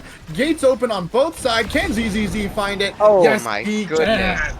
The bull rush to get that. Honestly, that game was going either way. Both teams have a really strong forward pressure, but the midfield, as soon as it seems to get past that midfield, both teams seem to struggle at getting it out. They absolutely do, and I think that's just because these offenses for both sides are really strong as, Zentaro finds the edge of the map with an unfortunate dash as Katsuna is in there. Like Swimwear, I do have to point out that it was Twin Drive Orb Ponder's start. I know that was shown on stream, but I forgot to talk about it at the beginning of this game, which is why we see that Luna dashing so frequently and with so much vigor. Bloom trying to stay alive as Epiphomatic is trying to get it there, see if we can make an offensive play. Here it is. Spencer able to find the clear. Reapers clears into the portal. Spencer going on the offensive. Can't quite find a barrier, though. Bloom is singing the song, staying alive. Staying alive. Can't sing that. It is copywritten, but there they go. They find the edge of the map, and Epiphomatic can't quite make it happen as Spencer makes an amazing save here.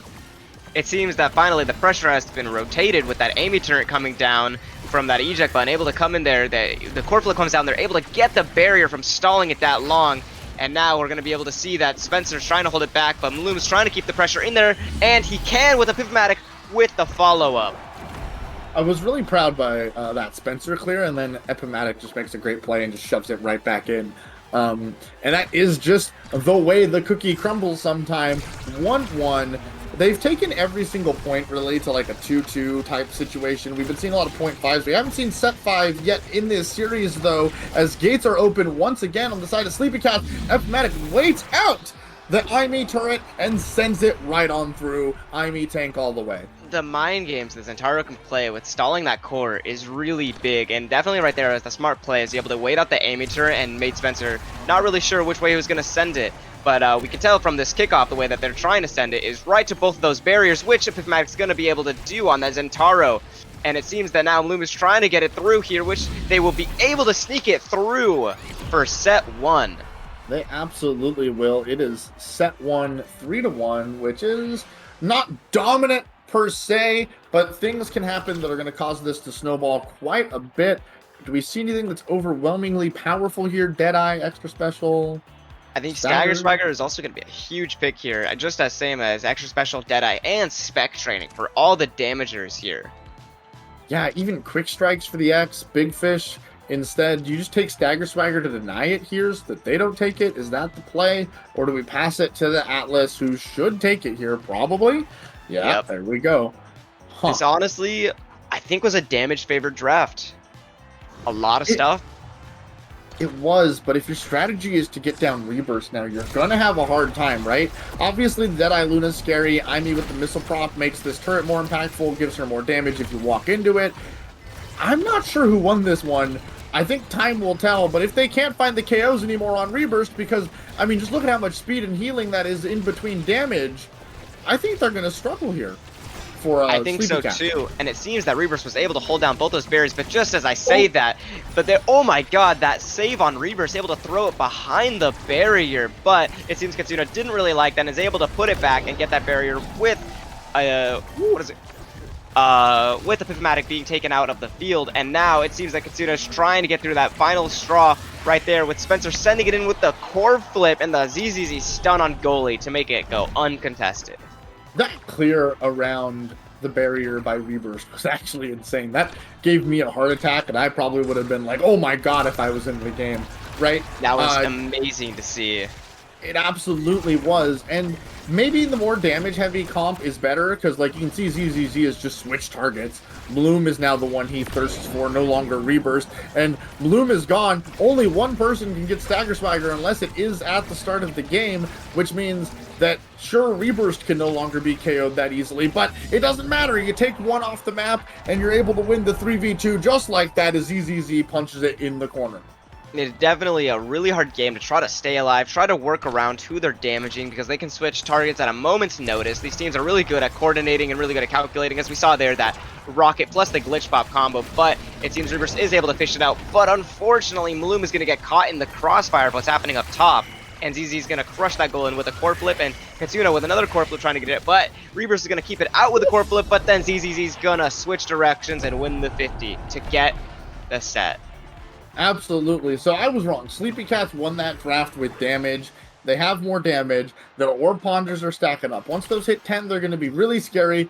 We're probably about to see an Orb Replicator pick up right here, which, if that does happen, that could be enough to push this game over the top. Timeless taken instead. Interesting choice. What are your thoughts on that, passing the Orb up to Atlas?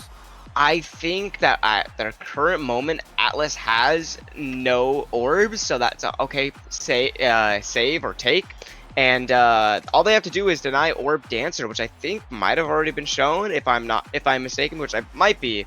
But they can also just hopefully try to win the next set. Maybe their plan is to do that and make sure he doesn't get any orbs. Yeah, and they picked up a lot more damage. The only non-damaging thing really is the Timeless, but it kind of does create more damage in a way. And we see a lot of cooldowns on the side of Core Muncher, and we also see that Aerials for that Blink, which allows you to do this. Really unfortunate that just goes around there. So we'll have to see how this pans out, but Sleepy Cats look to only get stronger and scale harder, if I'm not mistaken. Yeah, they are able to find through a lot of KOs, and Maloom is also really low with Katsuna trying to grab them, but unfortunately stepped right at the edge that they're getting kind of, unfortunately, not allowed to be in play. And then Reverse is going to go down with Epiphomatic barely coming on live and trying to save it out with Maloom taking it just away from them just enough.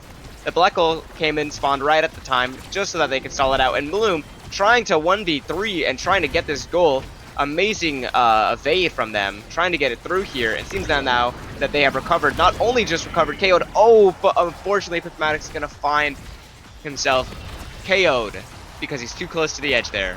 That was absolutely a wonderful play by Maloom, no matter what happens here. Maloom is just trying to stay alive. Epiphomatic comes back here, and they are trying to get something to happen, but Maloom is just being absolutely bullied. As you can see there, Katsuna probably trying to hit them, hits the core instead, and finds a goal.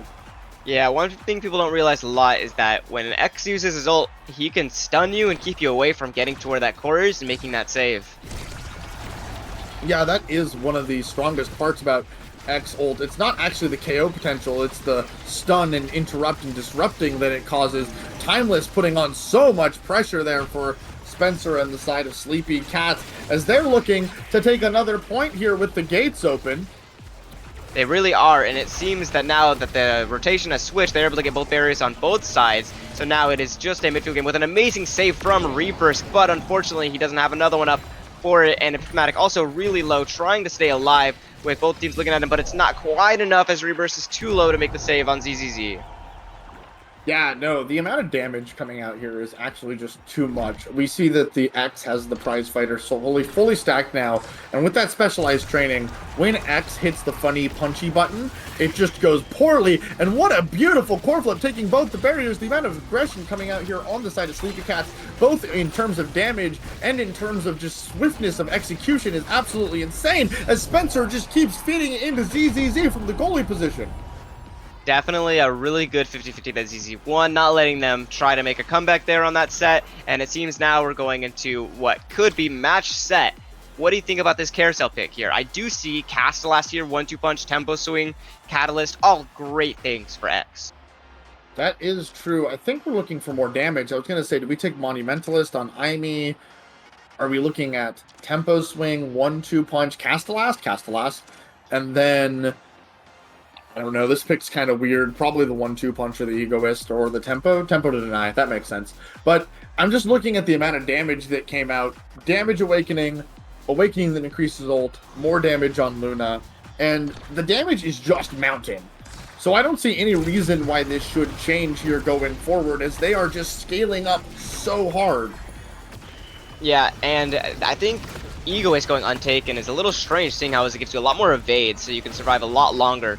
Was that the play for them? We'll find out in a minute, but it does seem that they maybe could use one evade to save himself right there as he's finding himself KO'd from all that pressure that they're putting on. And what they're trying now to get this goal through with the Amy turret. The Glitch Pop's able to find a KO with X pushing it in for the first goal of this last, maybe, set for their side.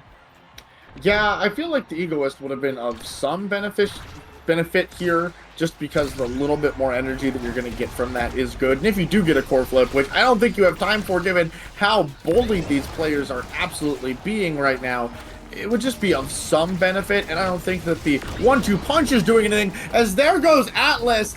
The Zentaro's already off the map. They get the ace, and they probably get the point. A little bit greedy there, but they do get it. They are able to get that ace. Oh, maybe, I think Egoist honestly would have maybe, hopefully been able to keep one of them a little bit more alive, and maybe something could have happened. But they made their choices, and now they're going to have to try to bring this game back with it here, as we're going to see here. They're trying to stop it, but it seems that Spencer, with an amazing cyber type, is going to be able to get the first barrier. Able to get the barrier in return off of the Luna Rocket there, absolutely sending it back and giving them the momentum that they need on the side of Core Munchers here to make something happen. But the Aime turret locks it down. You can't get in there. ZZZ, Katsuna putting on so much pressure. Bloom, Reburst, trying to stay alive. Spencer feeding it forward. It is just a hard game right here. Core flip to stagger, and Reburst is almost out of position, but fast enough to get back because they haven't been hit recently. But there's a core flip KO in the Luna Rocket, and Epimatic is left all alone to defend and somehow takes a barrier, but I don't think they're going to be alive much longer to see more than that happen. It seems that they've able to get all the, oh my god, they were able to heal, but all that health just immediately vanished. And now it seems that both barriers and both sides are down, but Katsuna and X are going to shove it right through for the game winner. Absolutely, and that means that the series is over, and Sleepy Cats walk away with this victory, which is what happened when the two teams met in ladder today. So is that what makes sense? Is that what checks out? The damage comp here from Sleepy Cats looked really strong, and I think they executed it very well in the two games that they won. I think that was a very well played game from their side. Unfortunately, for the other side, they just weren't quite able to keep up in terms of the KO, and they weren't quite there for the core control at the early start to stop them from snowballing so hard. I'm laughing at 27k damage. That's more damage than the entire other team combined. But 15, 16k damage, 20 KOs on the side of Sleepy Cats. An absolute dominant performance from the KO side of things is absolutely wild. Who needs core control when the enemy team doesn't get to play the game? That is also very true. That is a strategy that has been very prominent lately, as it is very good, and there's a lot of KO characters, and even more with the new addition of Kazan, so it's a lot harder to ban out who you want to ban out, because the enemies, especially in tournament play, you know who they play, but that new character, you don't quite know how to work around, so sometimes banning them is the smarter play. In this case, it didn't quite pay out for them, though. No, it absolutely did not, watching these replays back and just seeing how often someone is off the map whenever Sleepy Cats are in a dominant position. It is so funny, because I wouldn't be surprised if every single goal was caused by 1 or 2 KOs on the side of Sleepy Cats. There. Yeah, I would have to agree. I think that they definitely were really strong at making power plays happen and then playing off of them when they did happen. Those KOs, super strong, especially on a KO character like that. You can clear someone out, clear with the goalie, and it's really hard to defend or rotate back and stop it in time from anything else happening. Absolutely, and that is going to be it for right now from us, as we are about to head into a break. But before we go, Spooked Alter, do you have any last things you want to say? All I gotta say is that these final games are gonna be very strong, very good. Definitely tune into those. And yeah, I think that about covers it. Awesome. Well, that's it from us right now. Love and Drunk and Spooked Alter at the Starcade. Thank you for having us, and we'll be right back with more games.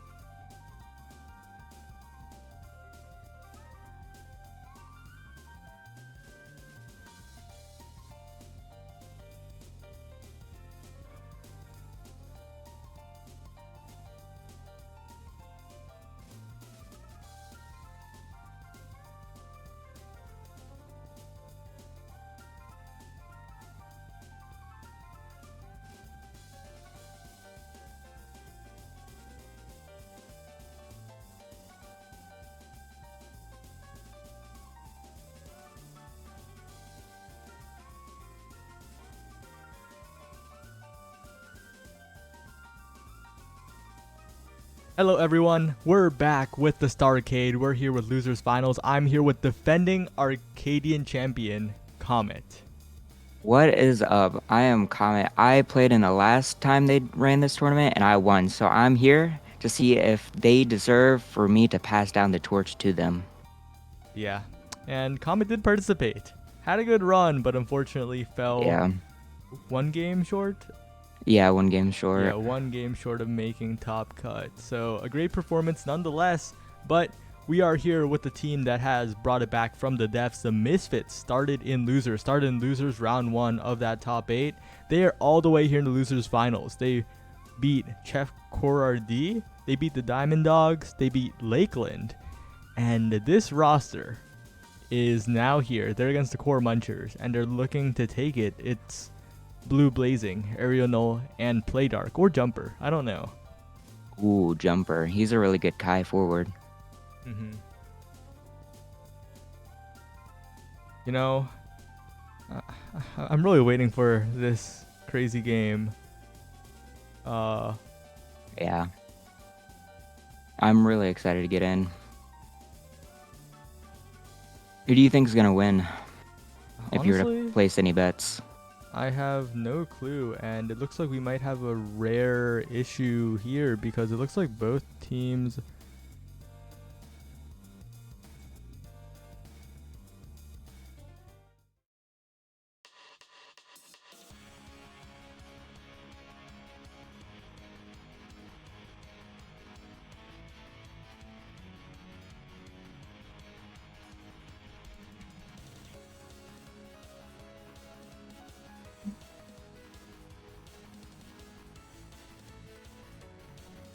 Okay, well, there was a bit of a mix-up. There's a bit of a mix-up in terms of code, but we should be going. Yeah, Comet. So these are a few players you are sort of familiar with, like Yes. Blue Blazing. I'm familiar with him. Yeah, and there's also Jumper. There's Bloom. But Yes. there's also a lot of fresher faces. FFmatic, Reburst, Area Null. Definitely some players that weren't as loud during the beta and the early launch. So we'll Yeah, have to makes- see how they do. Very excited to see how they play. But what do you think are the picks that will come out? I know Maloom is an Estelle player, but that I'm speaking from beta knowledge. He might have picked up like new characters. I'm excited to see that. Blue Blazing, I know him as the Kai guy, you know. But like everyone else, Jumper, also know him as a Kai guy. But everyone else, I'm not too sure.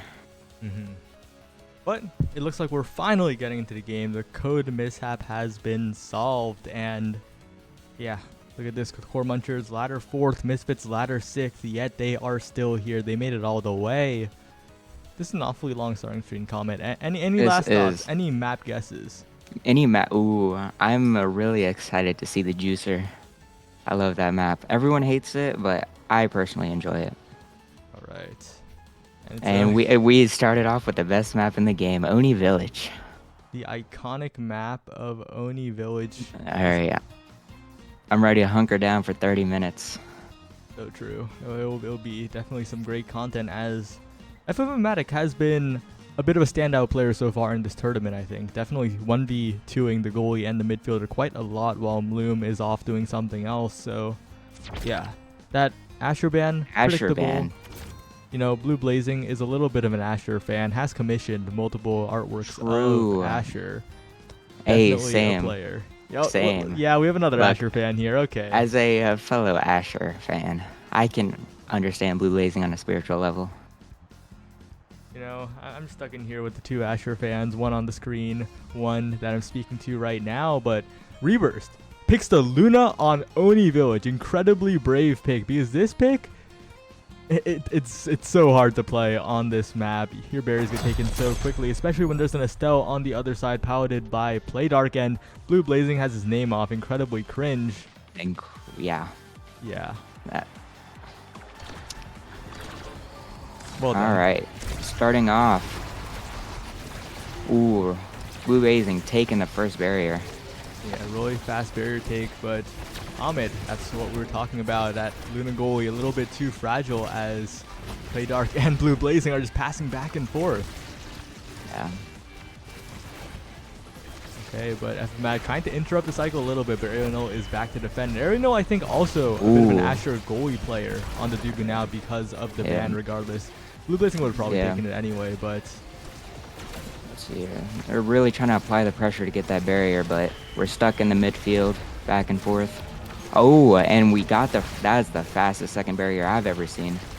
Yeah, and that interrupt on the hook means that Reburst is safe for a little bit longer. Gets the clear as well against the secondary. And Reburst is looking like a little bit of the greatest goalie of all time. Exactly. Is Reburst the best goalie in Omega Strikers is the question. And even a clear against the primary, so much damage being put onto Blue Blazing. And once again, the boost comes out, continuing to put pressure on the side of the Misfits. The Misfits have to get out of the situation. Bloom is sending it back and forth in, but finally a well-placed Estelle primary gets the second barrier. Playdark has flip, but wastes it. Epimatic with the shot, with the primary, and the first goal will go to the Core Munchers. Honestly, I think Reburst was listening in. He was like, "Oh, you're gonna talk really bad about my Luna? Nah." He's applying the damage. He's clearing the core. He's doing really well. Yeah. But right now, unlucky. A little bit overwhelmed by the spacing from Blue Blazing as Playdark tries to pass it up. But and they get the kill. All right, Comet. Luna going in for the dive. Cannot quite secure it. Luna has to defend an entire open goal against a Dubu with one barrier. Can Luna hold it down? Oh, and Luna whiffs the dash. Where is he going? Narnia. Hello? Yeah, unfortunately, a little bit. Popping the Pro League emote. How based is that?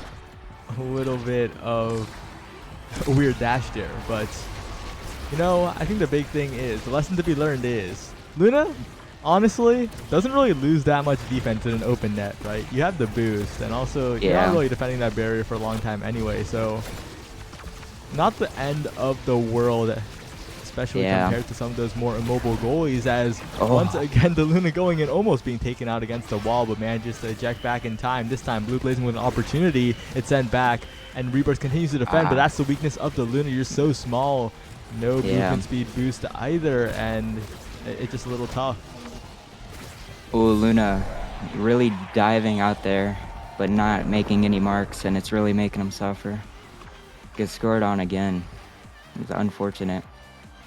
Definitely a very risky pick on this map. Reburst showing a lot of the good sides, but also the negatives, as Matic goes for a dribble, goes for a 1-2, gets both barriers.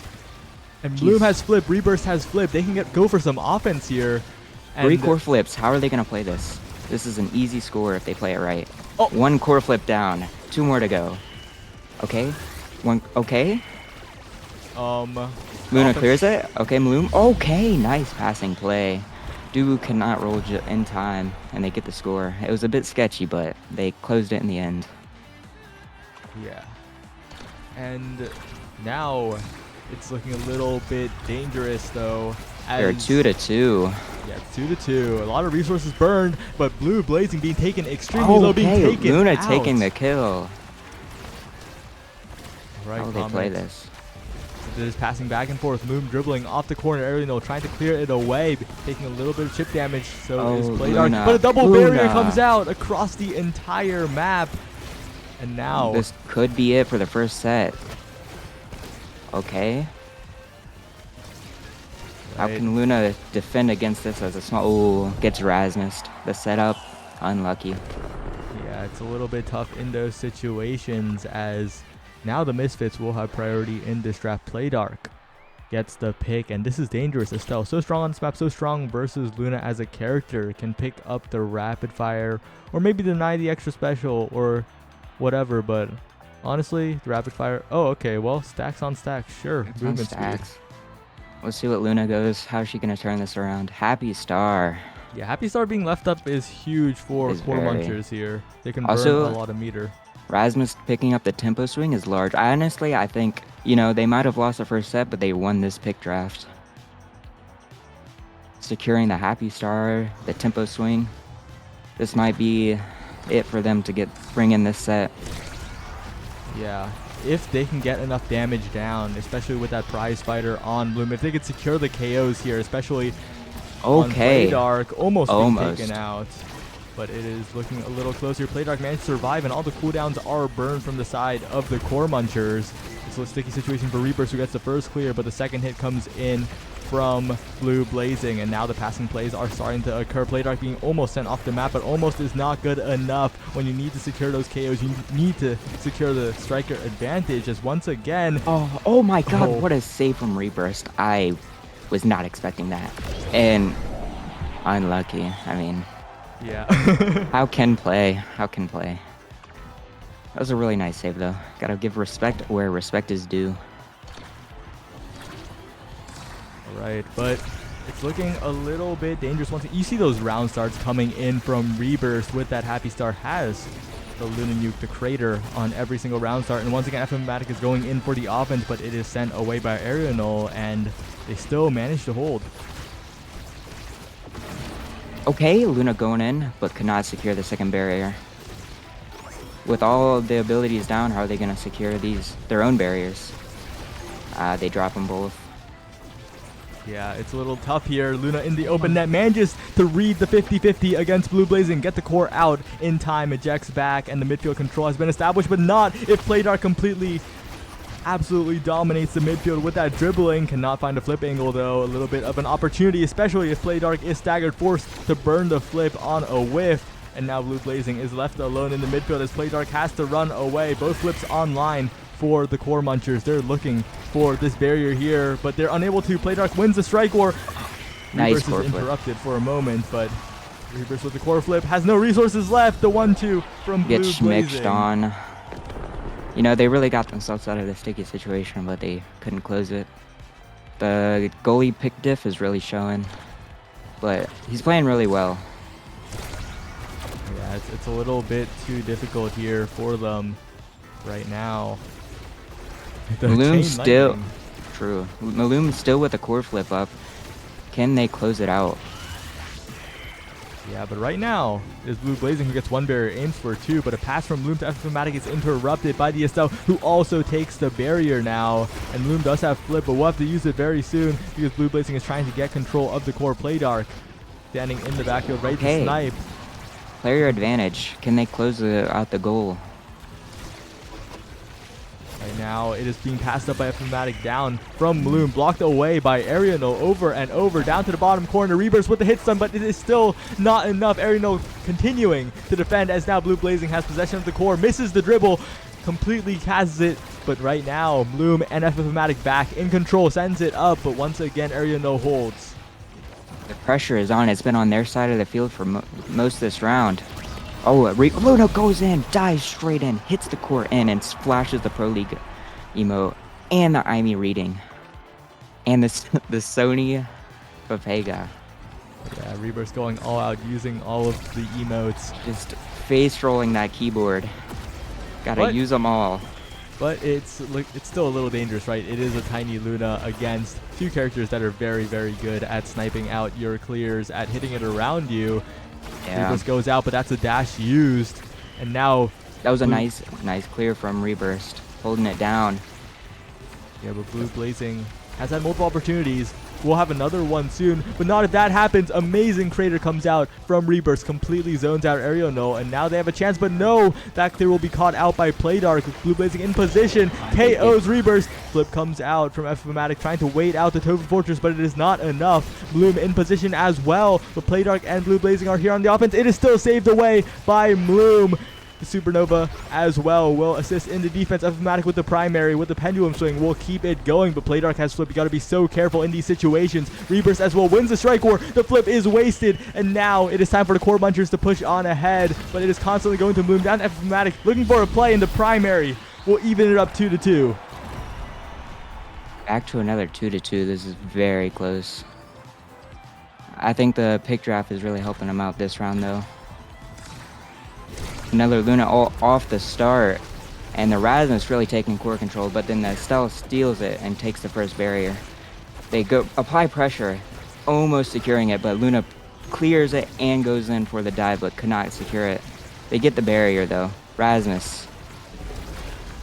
really gunning for the second barrier, but Tofu Fortress holding it away.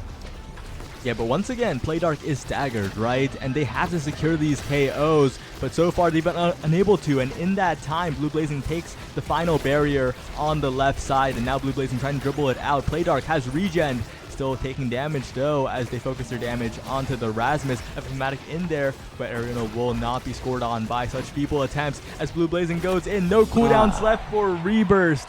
And unfortunately, the goalie is a little too fragile as Misfits take another set. Man, I really thought that'd go differently, but they were really close that time. Yeah, it was. They're now 2 sets up with Rasmus for the first pick. Primetime, Quick Strikes, Hot Shot. There is also Catalyst, which is really broken, as the other Rasmus sees. Yeah, Catalyst, incredibly strong awakening in this game, especially both offensively and defensively. Energy awakenings really huge in general, but I'm looking at the hot shot. Hot shot so much stronger now, and against a Luna goalie, it just makes it so hard to save, even with the quick strikes. I don't think it will do that much. So the Misfits looking very, very good as they head into this potential final set of the first game. Luna going in, securing the first barrier of the game. Rasmus barely missing his hook. Yeah, and the goalie gates are open. Yeah, especially they secured the KO there, Comet, and I think that could be huge, especially when Rebirth goes in for the interrupt for the hit stun onto Ariano. This might be their set. They've gotten the trainings, they've scaled. Right, but Blue Blazing has something to say about that? No, misses the strike, and that push ends as Ephomatic takes a barrier for free. The second one, though, will be a little bit harder to crack as Bloom almost gets the strike or but is turned away by Ariano. But there will be many more tries, especially with how Bloom is holding it down here. Blue Blazing finds the top barrier. Playdark looking forward, gets the combo in, gets the barrier on the bottom side. Rebirth will have to flip soon on the defense.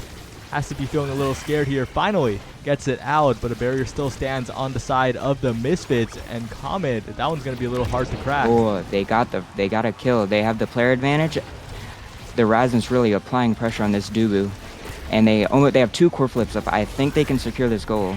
Oh, Arenal closing out the... Oh, and then the Luna goes in, but teleports back. They're back at a player advantage. They're really showing their offensive trainings. And they secure the goal. They're getting those KO confirms that they were not getting earlier. And because they're getting the knockouts, they're getting the striker advantage and they're getting the barriers. That was what was missing. And now with another KO, this could be the Core Munchers turning the entire game around. Exactly. Rasmus almost dead.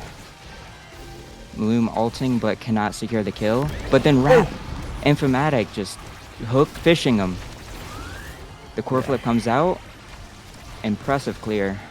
Luna goes in, but doesn't quite secure the core. Honestly, just incredible coordination from Ephomatic and Bloom to secure the KO, but now they're back up. Oh, Playdark almost being taken out. Rebirth's misstrike does not matter so far. A very scary situation. That could have gone wrong for them. They need to play this very carefully because they're 2 sets down, but one more goal and they can bring themselves back. Yeah. The core flip comes out and the clear. Beautiful.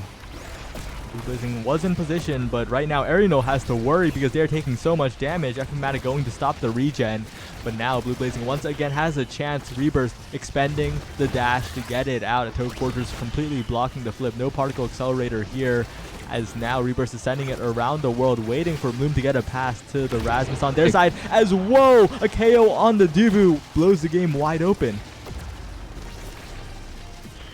With the goalie dead, this is very, very risky for Playdark's team.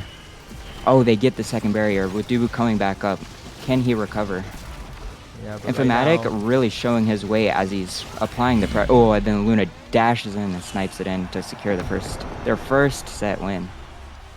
I do believe this is their turnaround. yeah, it definitely could be, as Bloom has first pick, and that damage is going to keep piling up, especially if they choose to go the build different here. A lot of Chrono and Aerials, big fit. There's a lot of strong specialized training as well. There's a lot of strong trainings out on this field. Yeah, the big thing is the specialized training deny coming out from the Dubu against the Luna is huge, but the Stagger Swagger will be denied in return to the other side, and Big Fish being taken by F-Matic means that the Core Munchers are still sitting pretty in this draft. Chrono Boost and aerials are good aerials. Very, very good on Estelle, but it won't do anything in terms of bulk. Honestly, Rebirth's team is doing really good at winning these draft picks. Yeah, but right now, Rebirth has to find the clears, does so. Will hold on for a little bit longer as Dark is there as well. Rasmus passing it down, but no, it will just go to F-Matic, that clear into open space, becoming a barrier for the Core Munchers. And once again, it looks like the offense of the Misfits is a little bit lost as Rebirth is finding the clears over and over, finds a strike war on their own crater, goes in yet again, but Ariano still manages to hold. Looking a little bit like the carry of the team. Yeah. I think Infamatic has really shown his weight this game. He is very pushed up, applying the pressure on Arenal, getting the barriers, scoring. The Luna core flipping and holding the final barrier.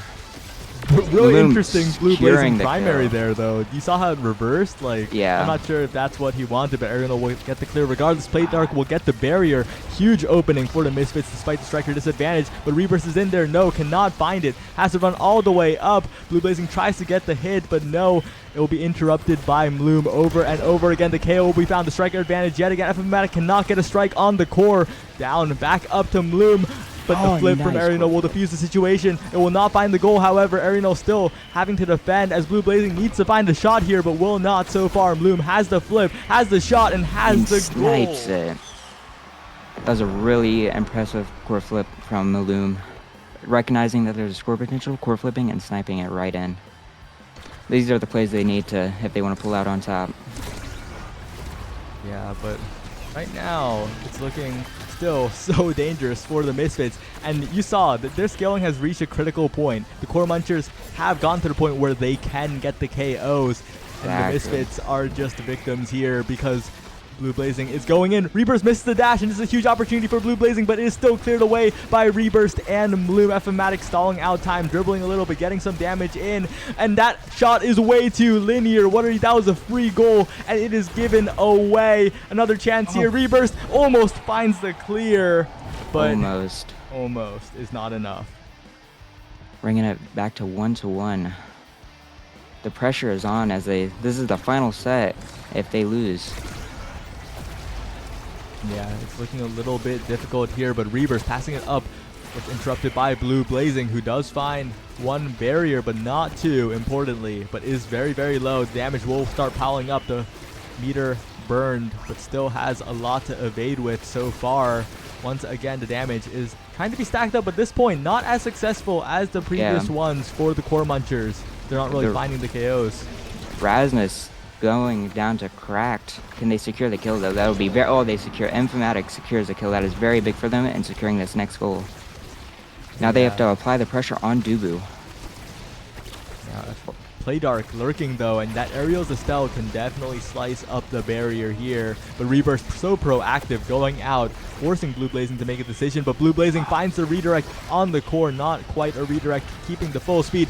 Surprise rocket comes out from Rebirth to stall the situation a little bit while longer. Ariano does have flip though on the defense. Flip comes out from Bloom. Gets the barrier regardless. This is a huge chance, but the flip comes out from Play Dark, and Rebirth cannot get to there in time, and the Misfits are looking to close it out without a fifth set.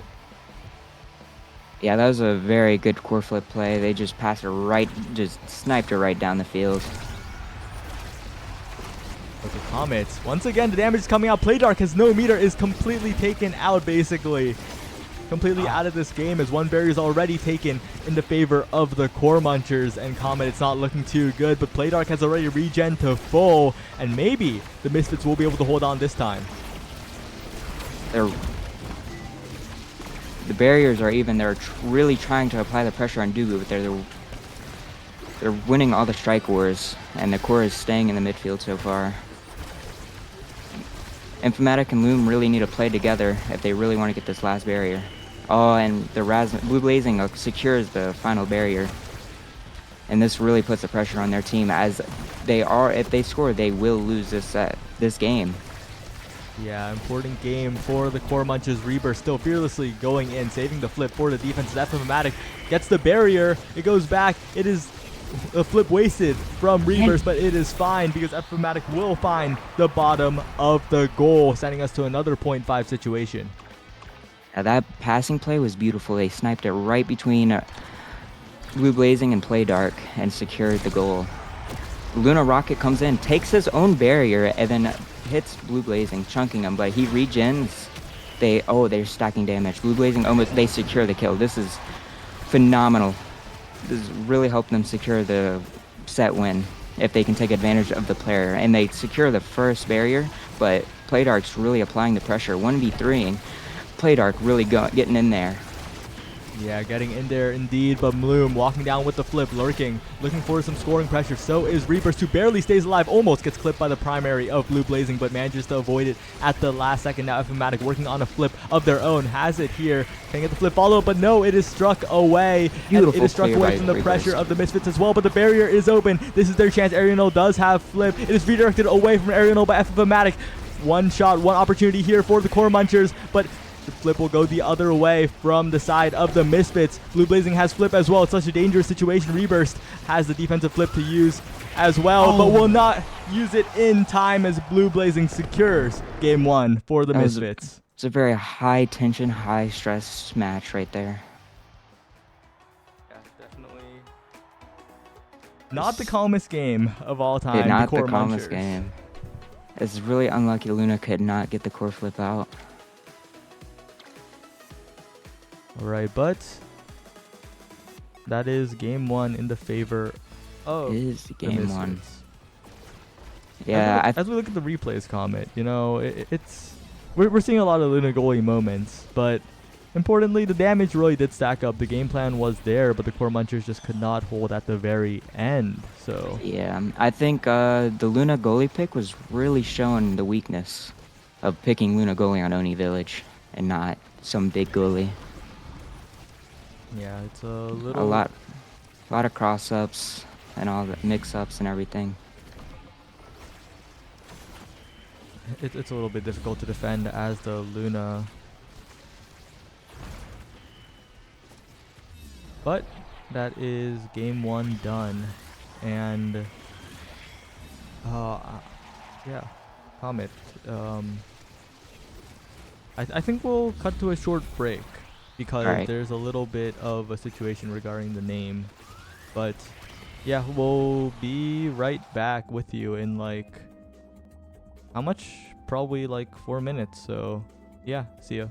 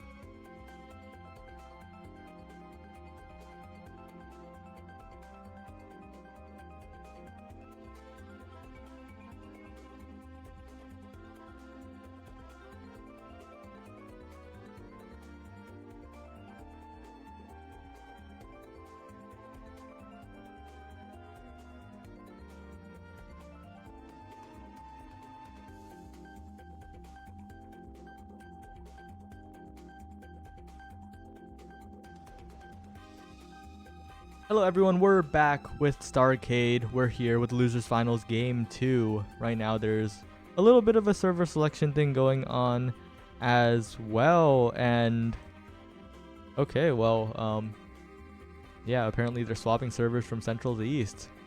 Sure, I guess. But Comet, last game, the Luna goalie was definitely the focus, but also the damage. What do you think? Oh, the damage? I believe Luna was, although might have not been the pick for Oni Village, I do believe Luna was laying in the damage with the second most damage on the team, pulling ahead of Infomatic, who was really up there in Dubu's face, attacking him, trying to apply damage, hooking, fishing, but Luna pulled ahead with almost 10k more damage. So I do think Luna pulled their weight with the damage, but it just wasn't the pick for the map. Yeah, a little bit rough on Oni Village, like we've said so many times already.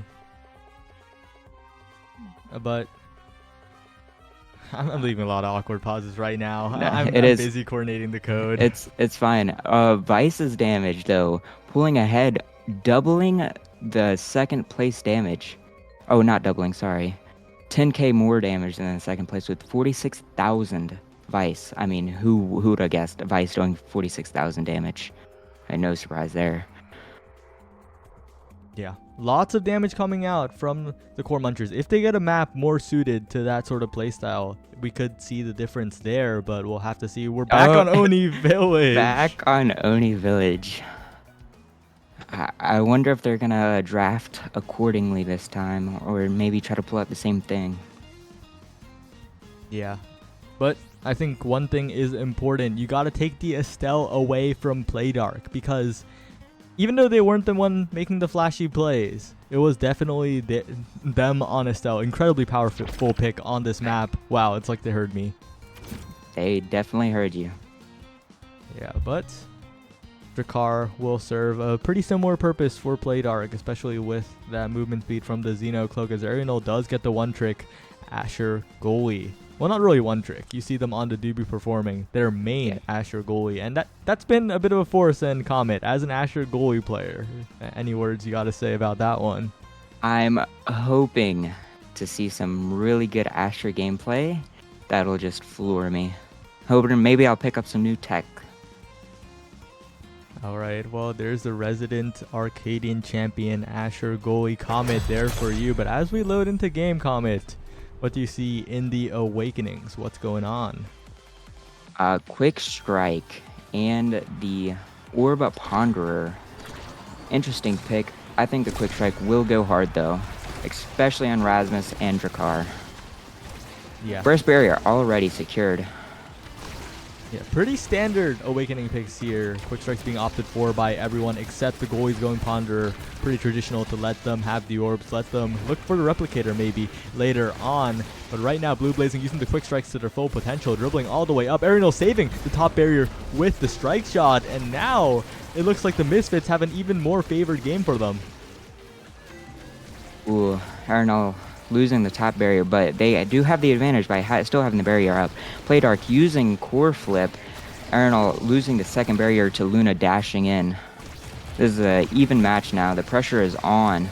They're ping-ponging. The core flip comes out. Maloom goes for the score, but Asher defends against it. And then Blue Blazing goes for the kill. Stuns Luna and then hits it right in. Beautiful play. The multiple strikes with the quick strikes, definitely throwing Rebirth off, had the flip, but not enough time to use it there, as now Bloom going for the top barrier, but once again the strike shot from Arianol is just perfect as Rebirth looks for one barrier, gets one. Bloom looking for the second on this Kai forward.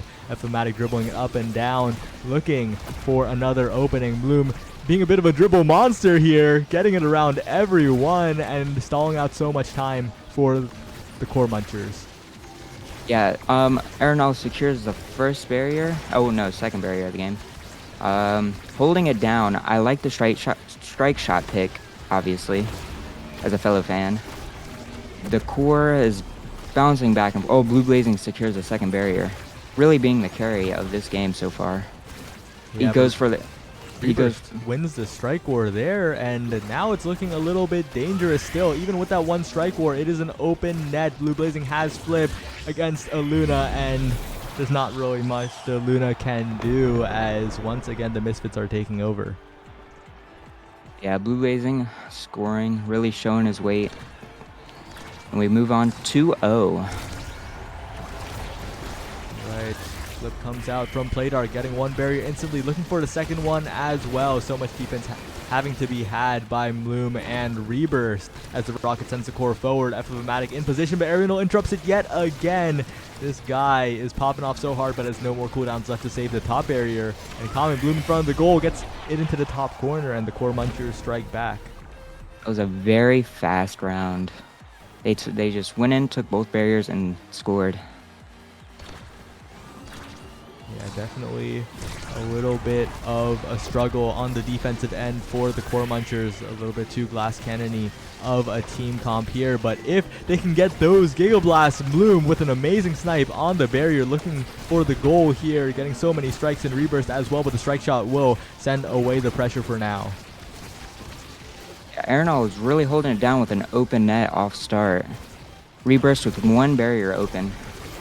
And the core just sticking on Arenal's doorstep. F-Matic goes for the core flip, and then Rasmus primaries it in. Yeah. Really strong play. Great play from from F-Matic. Despite being on 90 ping, a West player on this East team. And they're the ones who suggested going onto the East server because they wanted Reburst and Bloom to have better ping. So if F-Matic can perform on ping, this could be the core munchers really sealing the deal here. But Ariel does have the flip on the defense. Reburst will have to defend here. The pass splitter comes out, so much pressure, but Reburst just clears it away. We're looking at a corner gameplay here. They're not being able to clear it. Just oh, Drakkar almost getting it through. And the core goes down the field. Arenal missing the strike shot. Oh, nice clear from the Arenal. Rasmus goes in. Oh, misses the spin. Yeah, and Bloom in position now, looking to do something against the flip. F-Matic wins the strike war against the flip, against Playdark, and now Bloom is in position with the barrage, but unable to get the barrier. And now Blue Blaze taking a little bit of damage, but this is not the damage-heavy comp that we saw in the first game. The flip will be used, the barrier will be taken. Blue Blazing will take a lot of damage, but will that even lead into a KO? No combo into the top blast zone as Reburst clears it away with the boost, has the flip, but blinks back to safety as Bloom is looking a little bit dangerous here. Almost being taken out by the primary, the barrier being not enough to get the KO. Blue Blazing still staggered, but about to regen, and this power play opportunity goes away, and now Bloom is constantly being kept low. Blue Blazing with the redirect in front of the goal, and the first set will go to the Misfits. Yeah, that was a very scary round with everyone low HP, and no kills going out is surprising. But they do secure the goal, and they're securing the first set, which allows Asher to pick the first training. Yeah, and a lot of great picks here, but first among them is the Orb Dancer. Really starting to orb here, has 10 stacks of that Orb Ponderer after all, but you know, a little bit of hope for the core munchers as they do get the Deadeye Luna. They get the incredibly strong training in the Catalyst on the Kai, and maybe this could be a difference maker, especially since Fire Up is left behind. Double energy being picked up along with the BestieInSlot Deadeye. Core munchers might have a shot here. Yeah, we'll see how this plays out in this set. Almost securing the first barrier, but Playdark, Strike Warren Drakkar, and then F-Matic fishes the core out of the ocean and secures the first barrier of the set. Blue Blazing firing back. Maloom just dribbling on Blue Blazing like it's nothing. The core flip comes out, the ult comes out, and then Arenal is now on pressure.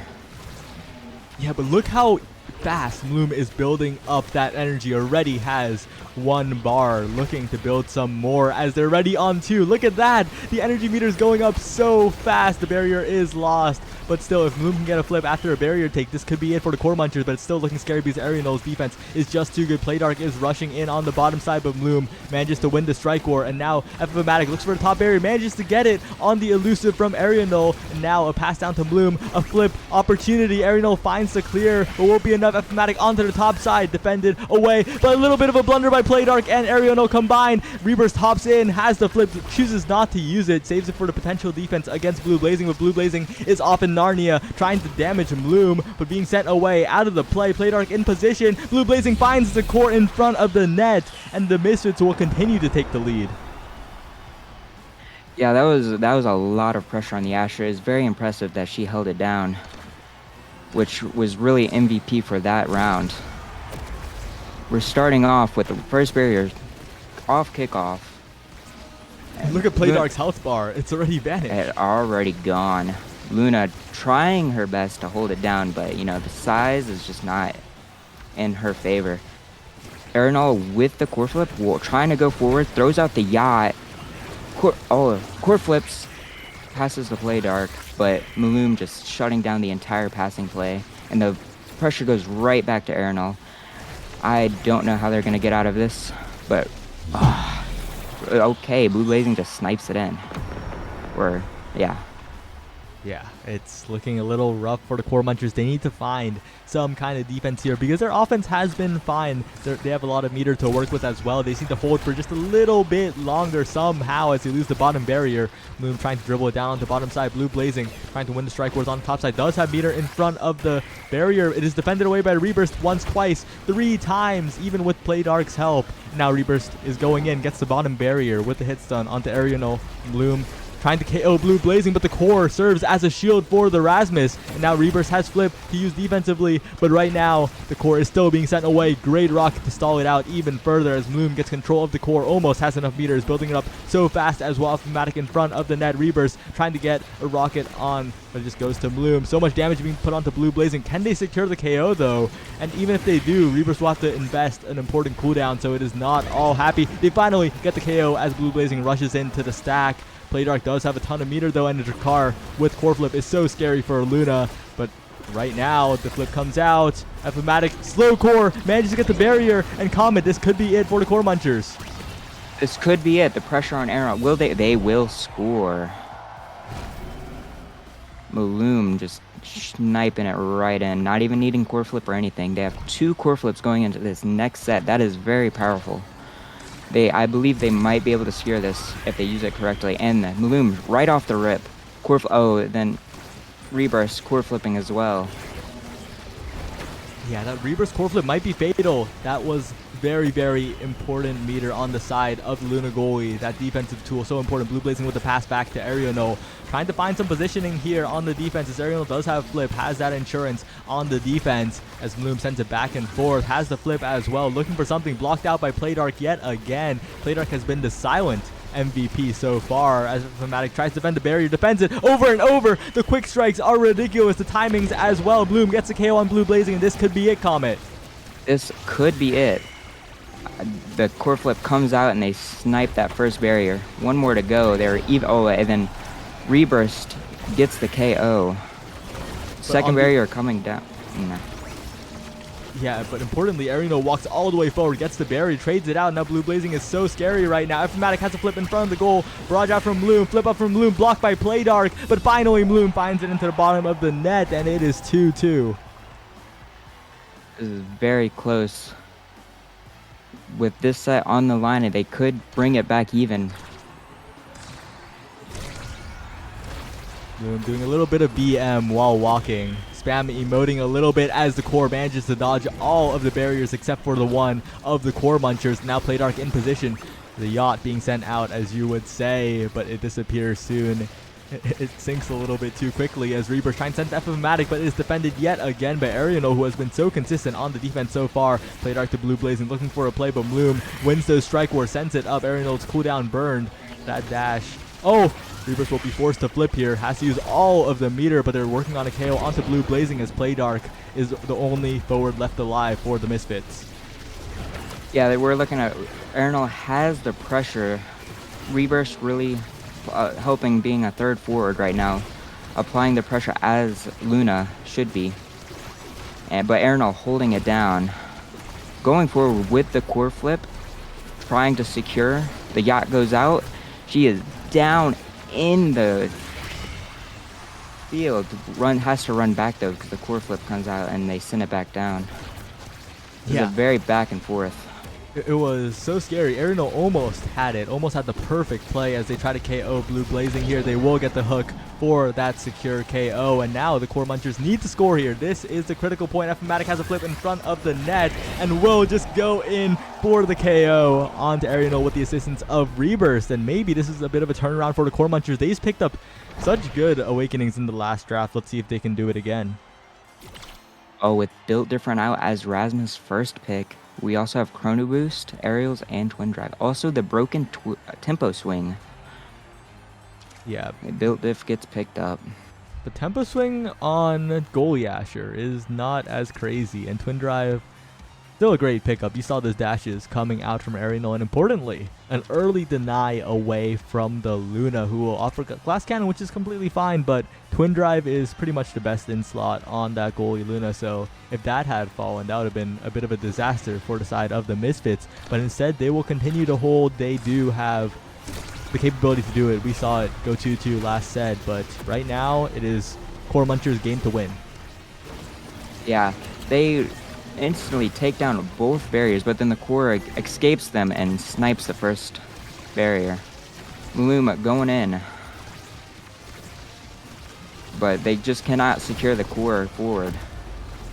Yeah, Oh, now that Loom and Fmatic going in. They pick up the Core on the top side. Quick flip from Loom, and this is what we're talking about, right? They just have so much meter to play with because of all of the energy awakenings, not just the starting quick strikes, but the catalyst and the fire up too.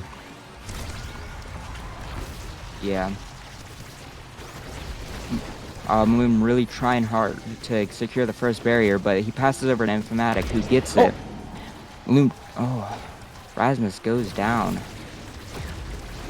Yeah, the KO onto Blue Blazing is critical here as the striker advantage continues. Fmatic once again, we've seen this before, but Arino manages to defend it with a dash. As Asher dashed the craziest ability in the game, that hitbox was incredibly wide. A wide hitbox that a lot of Asher mains complain about as being too wide, but honestly, it looked perfectly wide there. Yeah, that was a really good dash.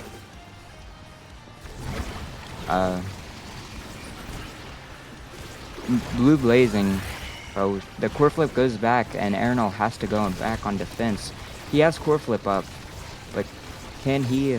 The strike war between Maluma and Playdark is crazy, as they're constantly in war, trying to secure the core, but then it slips by. Kill going down, and then the core flip coming out and securing the goal. Yeah, an absolute masterclass of striking from Loom. Knows that Blue Blazing is a little bit antsy and just completely demolishes him in the strike war. And now Loom and Rebirth trying to defend the top barrier, but Blue Blazing and Playdark will combine for an amazing team play, and that was an 8-second goal, Comet. That was very fast. Playdark just dribbling it around everyone and scoring. Quite possibly the fastest Oni Village goal I've seen in quite a while as Playdark is going in yet again. This role swap has worked out so well for Misfits. You see how Blue Blazing is playing the midfield now and Playdark is playing the scorer, sorta? It is just working so well. Yeah. They're really applying the pressure. The Playdark in prime position to take the first barrier, but then the core gets stolen back. Can Arenal hold it off? He cannot hold it off against Bloom, and then the core flip comes out. 2 core flips to secure the goal. Yeah, Nothing they can do there. Bit of a nice passing play coming out, and once again the energy advantage is huge. If Egoist comes up, it'll be even more overwhelming, and here it is. Egoist is out on the field. Now the question is, will Egoist be taken or will Missile Propulsion be denied? Because both are equally valid, but Egoist definitely. That Energy Exodia coming in for the side of the Core Munchers. And all the picks from now on are just like fluff. Status Swagger is great for preventing Blue Blazing's lifeline to living here. And yeah, it's just whatever, because energy is here. Bloom will decide the fate of this game. Yeah. Interesting, they're 1 set down. Interesting how this will play out with the new trainings. Arenal holding it down for the first barrier, but Playdark gaining control to take it. passing up to Blue Blazing. Can Blue Blazing secure the second? Oh, he just loses core control for free. The yacht comes out, applying pressure upfield, and Playdark getting the snipe with a shotgun. Blue Blazing trying to take the core so he can pass it up to Playdark, but the Giga stops him from doing that, and the core stays in Maloom's and Informatic's control. The core flip comes out, he snipes the first barrier, and things are getting dicey as Reburst is on the defensive. The core flip comes out for the clear. Playdark now is playing the offensive. Informatic trying to get the core onto this last barrier, but Reburst holding it down. Insane strike.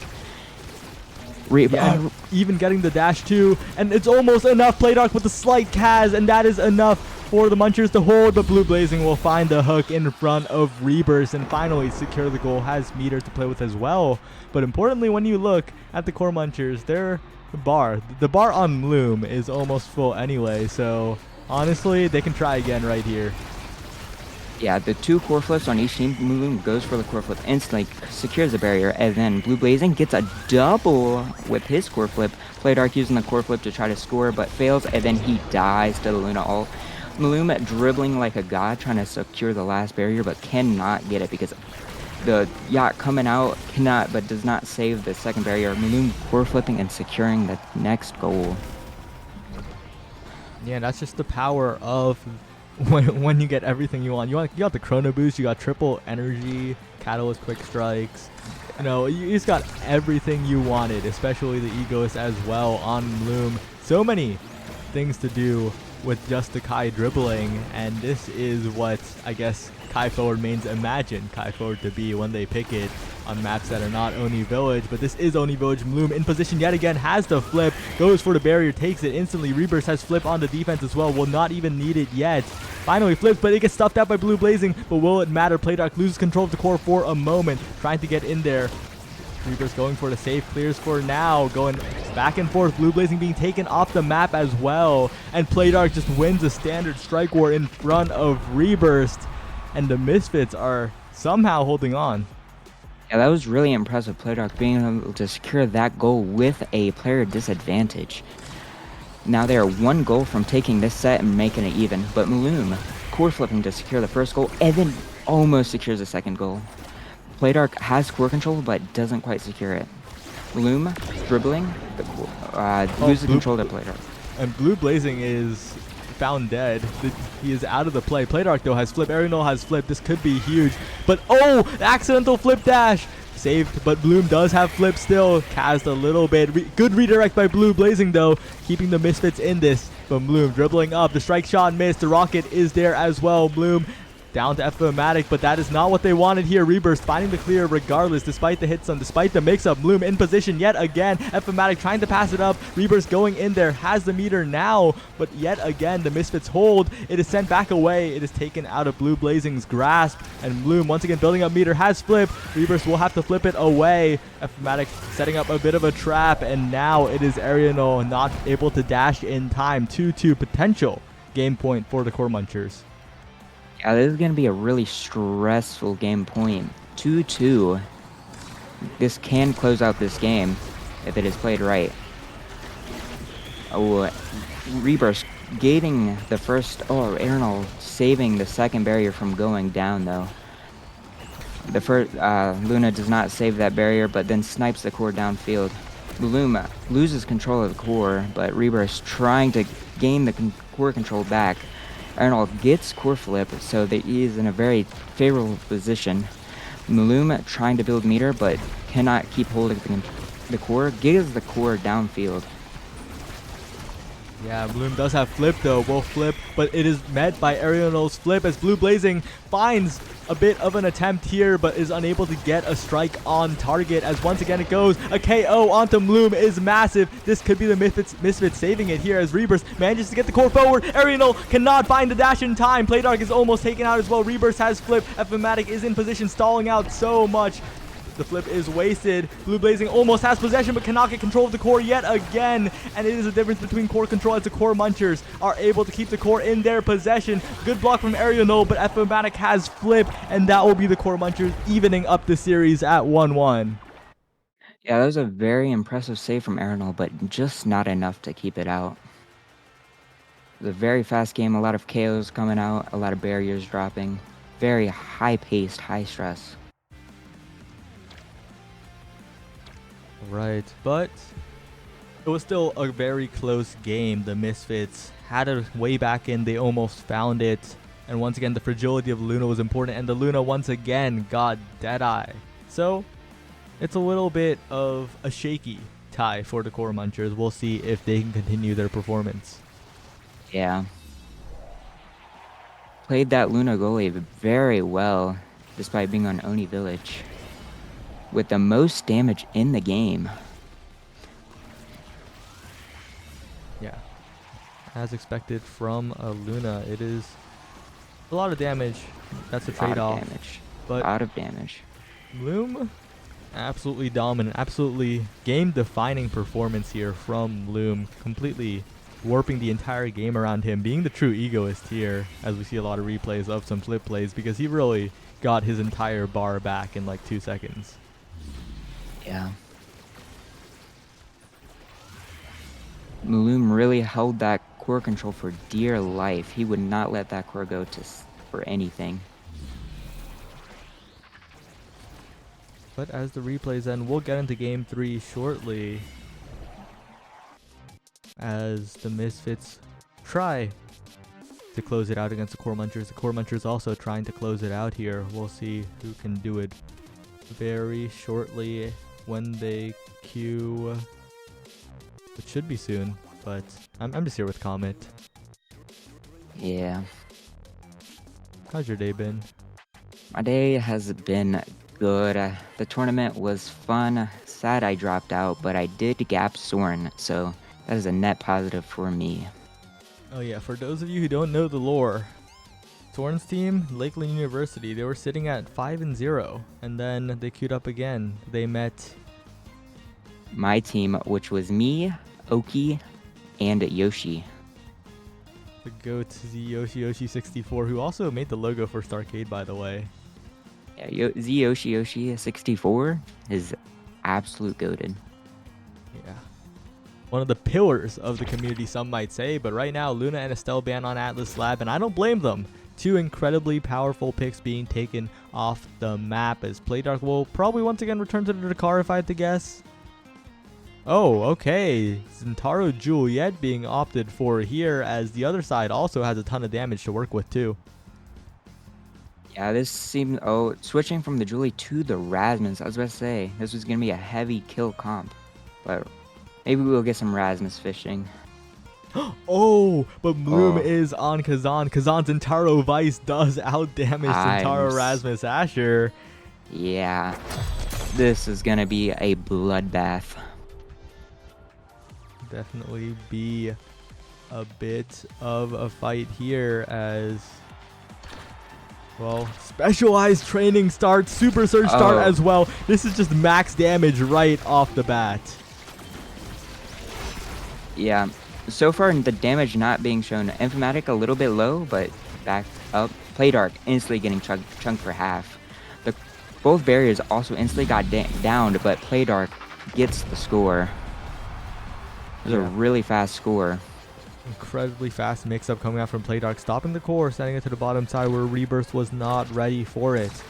But if the Core Munchers can get enough damage down, then we could be seeing a very different game here. They almost get the bottom barrier, but it is not the balance they want to find, as they lose the top barrier as well. Playdark is really carrying this team so far, it feels like. Loom trying to find an opening, but no openings are found, as Playdark once again is there. Rebirth with a massive supernova will keep the core control on their side, but once again Playdark is in the right place at the right time, it feels like, always. Yeah, this game's looking pretty even with Playdark core flips, gets the last barrier, chunking everyone. First kill goes out, second kills go out, and they secure the goal. Now this is the kill comp that I'm looking at. So much damage in like a second. Everyone's dead. Yeah. They're taking so much damage here. They're being taken out, but the Core Munchers are supposed to have the higher damage comp. They need to figure something out here. as right now Arianol is still holding despite being pressured so much. So many hits coming out from the Core Munchers, but it is still held as Blue Blazing just keeps striking it forward. It keeps getting it to Play Dark. Is staggered now, but can they secure the KO? They will with the center, with the black hole, as Fmatic tries to get the top barrier, will get the redirect after the strike shot. And now Arianol has to defend that single barrier. Play Dark taking 3 million damage, but elusiving the crucial special coming out from Bloom. With that specialized, it would have probably KO'd, but a huge supernova comes out from Rebirth. The KO is secured. Fmatic in front of the goal with the flip, casts it, and that could be fatal for the Core Munchers because Arianol has held these in the past. Yeah, it's very, very hard to hold an open goal as Asher. Oh, the core flip comes out and saves, but Infamatic trying to put the core in, but cannot get enough pressure to put it in. A kill goes out again, then as the player advantage swaps back and forth constantly. Maloom core flips, but the yacht comes out. Rebirth hitting it downfield, trying to put it in while they have player advantage, but then Zentaro comes back up, but then Maloom just snipes it right in.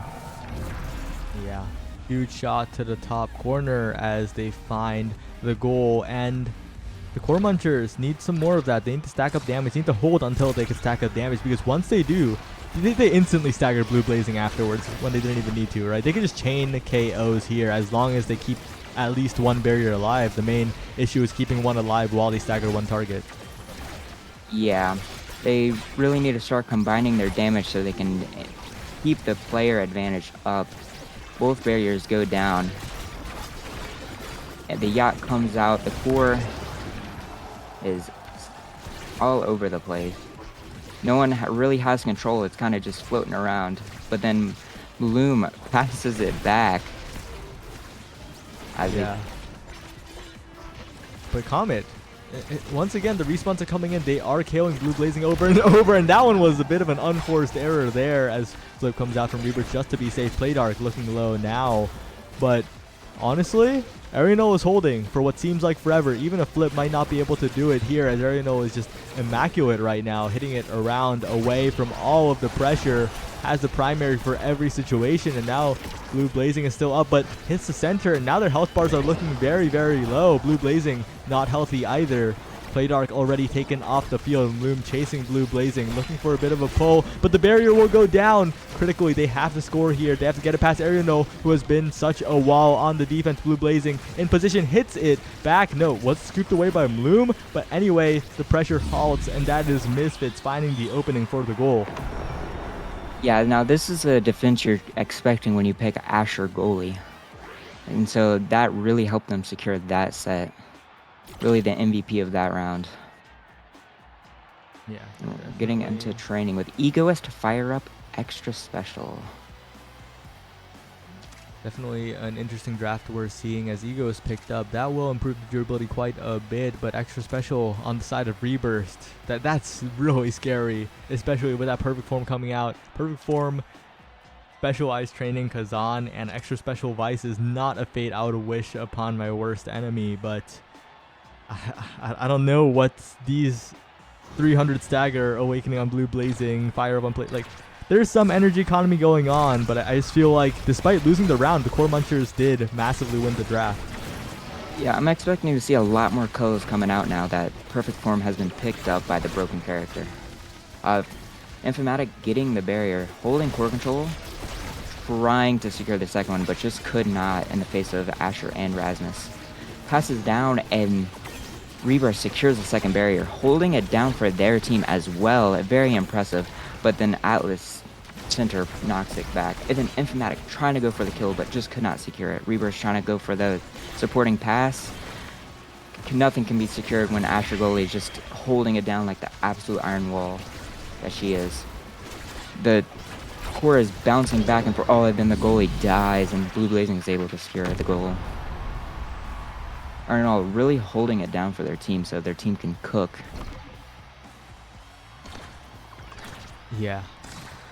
Arianol has been the rock for this team, has been the backbone of this team, and has really been keeping this team alive as Blue Blazing gets KO'd yet again. Play Dark KO'd as well. It is Arianol versus the world, and honestly, Arianol has pretty decent odds here. Loses one barrier but keeps the other. continues to keep that one alive, and Ariano, absolute monster performance so far, keeping it up, still keeping that barrier alive. The flip whiffed by F-Matic, and Ariano still will not lose the barrier yet. Yeah, Blue Blazing looking very staggered, almost dead. Oh, he dies to Maloom diving in. Now, core control is in Informatic's hands. Although the Asher goalie holding it down. With this player advantage, are they going to be able to take down another barrier? But they cannot. The core is now in Blue Blazing's hand. Will he score? He really tries, but Rebirth holding it down, and Rebirth secures the kill with the player advantage going back to Informatic. This is a lot of pressure for Asher goalie as they stagger her and try to get that second barrier. But she's holding it down, but she cannot hold it down forever. As Playdark comes back on, will he be able to save it? But he cannot. Maloom just snipes it in before Playdark can actually do anything. This is a very close game with Aaron having most of the pressure on his shoulders. Yeah, it's a little bit rough here, but Playdark once again going in on the offense, winning the strike war, getting the primary, and the Misfits are just making it happen despite one member constantly being taken off the field. Blue Blazing retreats for an orb regen, survives, takes a little bit more chip damage. Rebirth tries to get double barrier. It is stopped by Ariano, and once again, Playdark's in position, had the flip, but did not find an opportunity to use it, and now they're being taken low, almost being taken out, but they find the snipe just in time, and that is another set point for the side of the Misfits. That was really impressive play. Playdark not dying and not having to use core flip is a very strong reason that they scored that. With Playdark still having core flip up, I believe they can score another goal. And see, he goes for the double barrier just as I'm saying it. Although Maloom goes for the core flip, Arenal core flips as well. All the core flips are coming out. But Arenal holding it down. One barrier left, and the core is on his side. The player advantage even, but Playdark's very close to dying. Can Rebirth kill and save the core? Rebirth clears, Playdark trying to chip down Rebirth, and then the core hits Atlas center. And Playdark, they're really trying to score, but Rebirth really holding it down. No one's dying. Blue Blazing really getting really close. Arnold missed the strikes, but dashes to save it. Rebirth really going for the kill on Blue Blazing, but Blue Blazing is not dying. This core is back and forth between the field. Oh, the yacht taking another life. Playdark almost dead as well. The player advantage is about to turn, and then Rebirth saving it. Playdark using the core flip, missing, but really pummeling it down into Rebirth's goalie, but goalie is holding it. Rebirth clears it, the core flip comes out, but misses. Rebirth really holding this down, and Arenal holding it down. This is very impressive as Playdark is about to die again. And he dies again. The player advantage is going back and forth. The core flip comes out, but the ult stops it. Both barriers are down, and the core is in Informatic's hand. Can they score, or will Asher hold it down for the millionth time? Blue Blazing playing top goalie part, clearing it out, saving the game. Informatic hitting it in. That was very intense, very fast. A lot of people dying. Informatic really securing that goal, though. As we go in 2-2. This is a very stressful set. A lot of deaths. Maloom taking core control. The core just going straight for that barrier. Holy my god, Vice just killing everyone. Yeah, and Rebirth found the perfect opportunity, found the perfect supernova. This should be an easy pass into a goal, but Ariano still holds. This is a little bit risky. They find the core flip, but the primary comes out from Ariano, who now has flipped for even more defense. The opportunity has ended. This could be a really bad situation for the Core Munchers. They need to close it out here. They couldn't close it out in the 1v3 as Ariano once again clears it out. Still holds flip. F-Matic is being taken low. Bloom desperate to score. F-Matic trying to get in there. Blue Blazing, though, has the pressure, being taken low as well. Playdark cannot get the KO. Finally gets the KO. And finally, a great pull from Blue Blazing away from Rebirth. Bloom has the flip, uses it, sends it away, but Ariano will not even need flip to defend that as Bloom gets the KO. Rebirth and Bloom have to play this so careful here. F-Matic is up, but Ariano has flip, and that flip could mean a goal goes in on the other side if Rebirth is not careful. That was a perfect core flip from Arenal as he clears it, but they're really trying to get pressure on that Asher because Asher's playing exact... Ooh, Loom does snipe it in though, but with Asher playing exactly how she needs to be, this must be very stressful. Yeah, it's a little bit difficult here for the Asher, who is carrying the entire team on her back. Arianol, second pick for a reason, and this Vice has a lot of options to choose. Picks the Twin Drive, but that means Big Fish is probably being dropped down to the Asher, and you know how Asher loves size. Yes, sir. Yes, she does. But even more damage being brought in with the prize fighter from Bloom, and that really could push this game over the edge. The Core Munchers have taken a set here. It is all evened up in the series, and with the power of their KO comps, they could do it here. As the kickoff starts, Rebirth immediately putting a little bit of damage on. They lose one barrier, almost two, but not quite two. Fmatic missed the strike, but it is still sent away. That bottom barrier holding could mean everything. It's so much more room to get damage for the Core Munchers. Yeah, I'm surprised no kill has came out yet with all the damage that they're playing out. Playdark really surviving. Rebirth has one core barrier open up. Oh, they almost take it. Almost take it, but Blue Blazing accidentally hits it around the barrier, and that was the angle that Rebirth did earlier on their own barrier, which is quite crazy to see it twice in the same tournament. Fnatic, though, trying to get it past. Blue Blazing finds the primary through the hit stun, has a strike here, but it is sent away with the Supernova, and it is the perfect angle to find the net as the Core Munchers take the lead. Yeah, with the core just going that fast, it's just some things you just cannot save, and that's one of them. We're going in. Bloom instantly goes in. The core flip comes out. Another core flip, but he does not gain control. First barrier coming down. Rebirth passing it down. Blue Blazing trying to gain control of the core. And Fnatic almost dying to the yacht, but both barriers come down. Rebirth has the pressure on his shoulders. I don't know, with the core flip up, I think this is going to go in their favor. Blue Blazing almost dead. Playdark also almost dead. This could go either way. Both barriers down, but both players almost dead. Playdark lives with the skin of his teeth, but then Blue Blazing just 1v9s the world and secures the goal. Surprising no one died. Very impressive.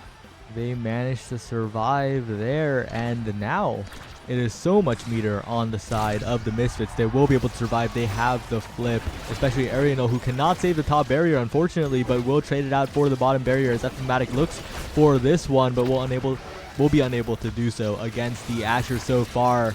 The yacht being sent out as well, but still the defense holds from Arianol, who has just been this entire team, it feels like. Yeah, the damage is coming out, but not really that many kills are being secured, which is very interesting. There is 2 core flips up. Asher's barriers are down. Rebirth's barrier has 1 barrier up, so this is very stressful. Blue Blazing really trying to secure that barrier for his team so that even, the core flip also comes out from the Asher to secure not getting gold on.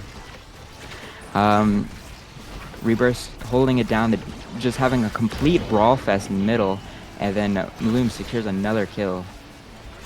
Playdark also has core flip. I wonder if he can turn this around, even though they are at a striker disadvantage. He goes for the core flip, but cannot secure the next barrier. With Blue Blazing back up, I do think we're going to see a tide of turns, but I think all of them are coming together. Fnatic in position to score, but does not get it. Asher having to elusive.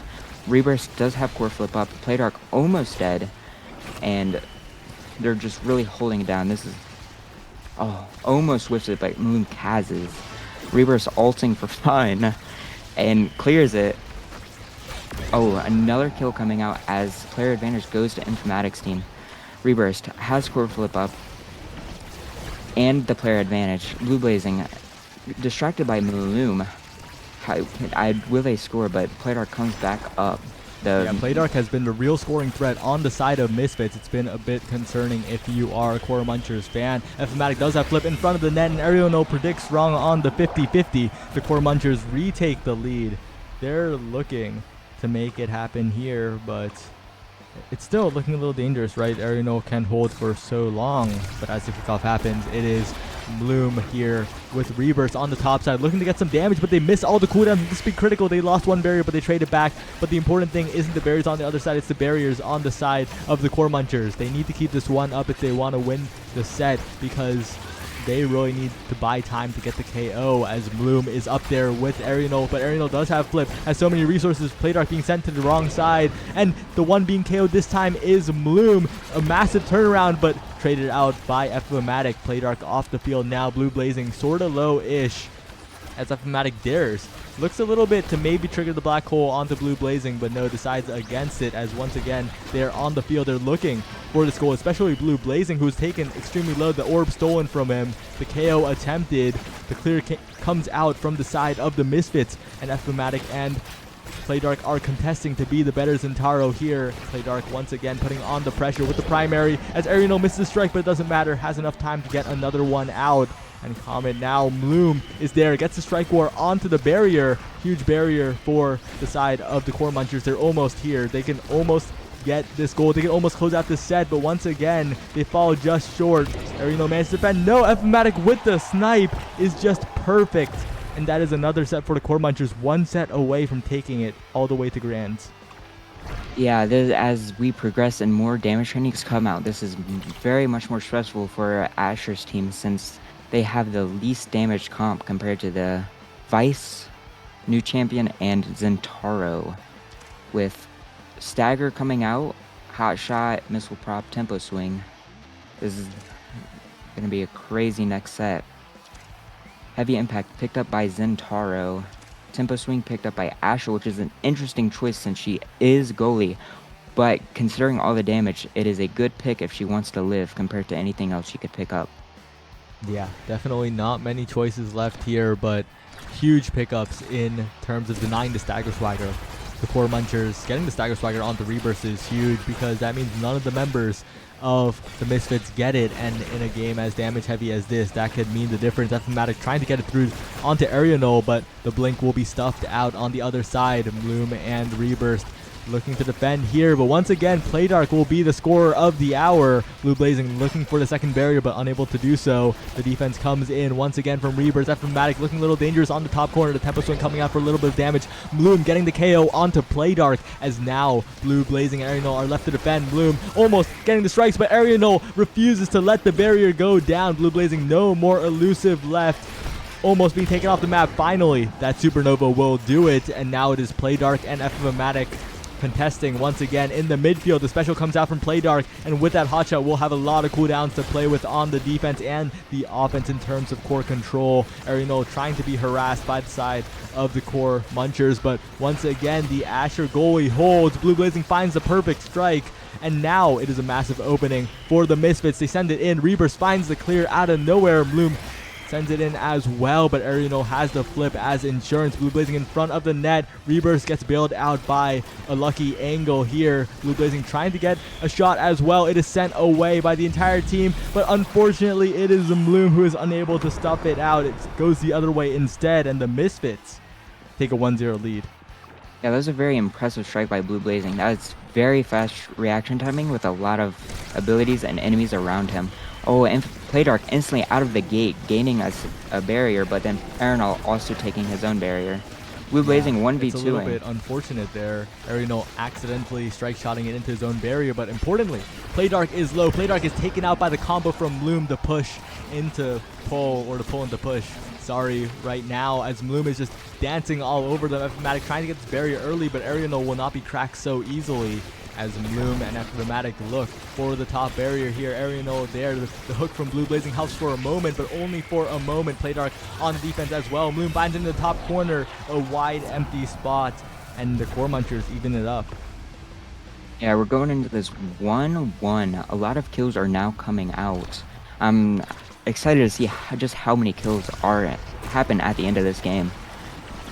Yeah, it will be a large number indeed. Same with the damage numbers. So much damage being pumped out from the side of the Core Munchers. But right now, they are looking for the barriers. They get one, they get two, and this is a wide open goal. This has almost never happened before in this matchup. Arianol has been too much of a wall, but one opening could mean everything here. They trade the barrier back, and now there's not much of an opportunity. Bloom hits in front of Arianol with the special, and that will be enough to get the crucial point. 1 point away. Core Munchers could take it here. Yeah, just everything went wrong for Arianol's team that set. I'm hoping they can bring it back so we can go into another set. Definitely possible, but one barrier is already down, and Ariano has been looking like the best goalie in Omega Strikers, but I don't think they can keep it up for this entire time, or maybe they can. They rush forward with the Egoist. They still have flip up. They can go for a scoring opportunity. Will they even need it? It is cleared out by the 3 players of the Core Munchers, as now Rebirth and FMatic looking to control the midfield here, but Playdark in front of the net takes the KO with the flip. And now the Misfits have a lifeline. They're 1 point away from erasing those 2 points on the Core Munchers side. Yeah, we're at 2-2, and the only person with core flip up is the Asher goalie. Now, I wonder how she'll use this to her advantage to score out this set. Oh, double barriers coming down. Blue Blazing just sniping it and absolutely carrying that set on his shoulders. Yeah, just incredibly well played from the round start. And now the final draft of this series, set 5 of the 3rd game, and Catalyst is up. This is critical. It falls to the perfect member, the Zentaro of Playdark, the one you want to have this awakening on. And importantly, there's not that much good to pick for the rest of the bottom 3 members of this draft. It just it just Chrono Boost Aerial's reverb, I guess, which is great and all, but definitely not what you want to see. Don't diss the Chrono Boost. I love Chrono Boost. The speed is crazy. Although I am a speed addict, so we'll see if that speed's enough, because Blue Blazing will be looking to use it here. The top barrier goes down. FMatic looking to get the bottom one, but once again, Ariano is clutch. The KOs are almost through. Playdark being sent out, has the flip at the last moment. It is stuffed out, however. Playdark does stay alive. Is a nuisance, a bit of a fly in that side. Still not being KO'd, and that is the primetime difference. Bloom took primetime over Bill Different. It does give more cooldowns, but that 10% reduction to knockback and damage is really coming up big here, especially in that Umbrella Spin primary. They don't even get the barrier. Ariano manages to hold, and Blue Blazing is in position. No, loses the strike, or Bloom trying to get the top barrier, but still it is defended by Ariano. And now Reaver sending it up to FMatic. Bloom looking for the barrier with a creative angle, but it will still not reach. And once again, Blue Blazing gets possession of the core. Second hits it off of the Supernova, and the Misfits retake the lead after an entire set of them being down.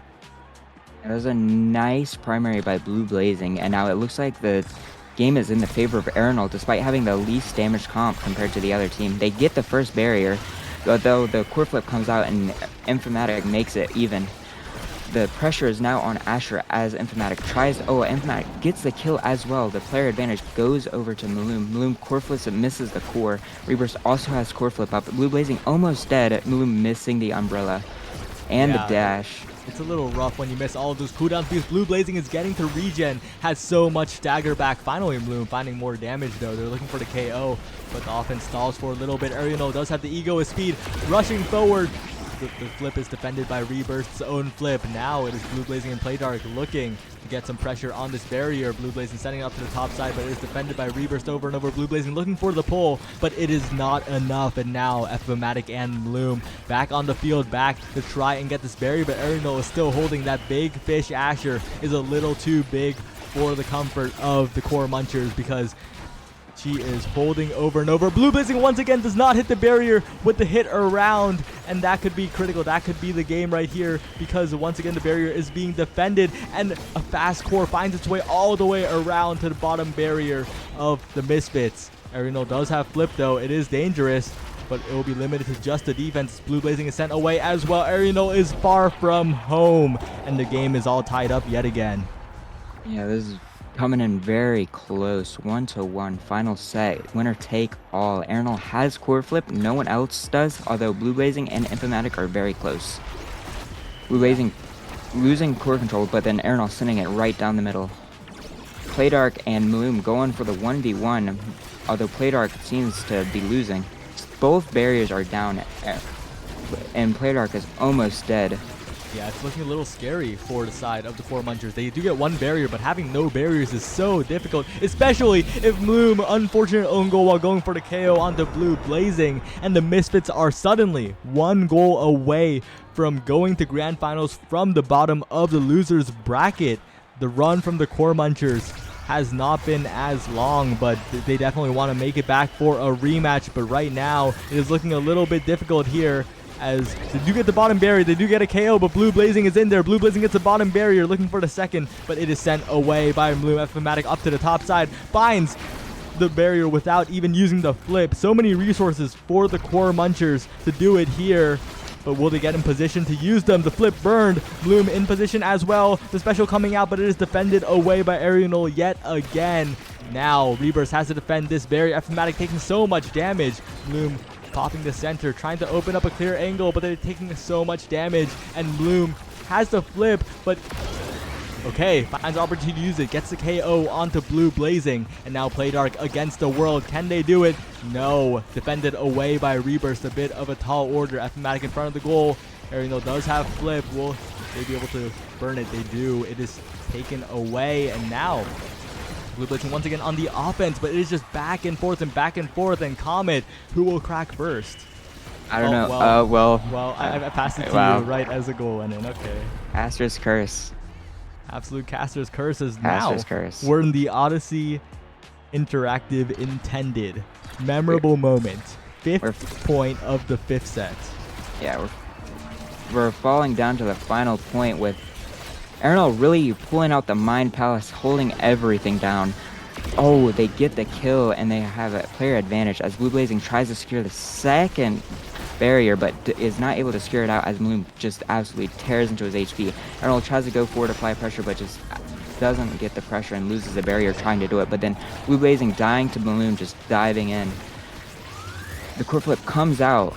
Bloom keeping, as Rebirth then teleports in, gets the core flip and takes the final barrier. And this is the offense that the core munchers need. They are getting the KOs, they chain them, but Blue Blazing is in position, looking for the prediction onto Rebirth. Supernova comes out, it goes past Blue Blazing, cannot get the second strike. Arianol will have to hold, but the flip goes into the center, and Blue Blazing cannot get possession of the core. Bloom looking for a strike where Rebirth's looking for the primary back into possession. Fmatic does have flip. The stun comes in. Fmatic with the flip. It is defended by Arianol up to Bloom. Pulled back. Blue Blazing wins the strike war. Almost out of reach, but not quite. Playdark in position as well. Looking for the pass of the Blue Blazing. Finds the primary, and the Misfits from the bottom side of the bracket make the losers run all the way to Grands. Arianol absolutely activated at the very end. He was pulling all the stops, timing everything perfectly to clear it out for Blue Blazing to be able to finally snipe it in. That was a very impressive comeback, especially since they did not have the same damage as the other team. They still pulled it out with Bloom having 17 kills. What is that? What in the world? 31 KOs to 9.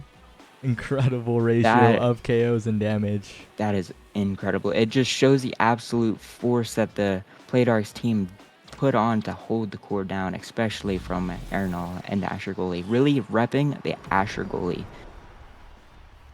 Yeah, but it was such a back and forth game. Roller coaster of emotions. Went down to the final point. Slight advantage to core munchers, but Arianol defended one too many times, created one too many opportunities for Blue Blazing, who in the end managed to get the critical primary.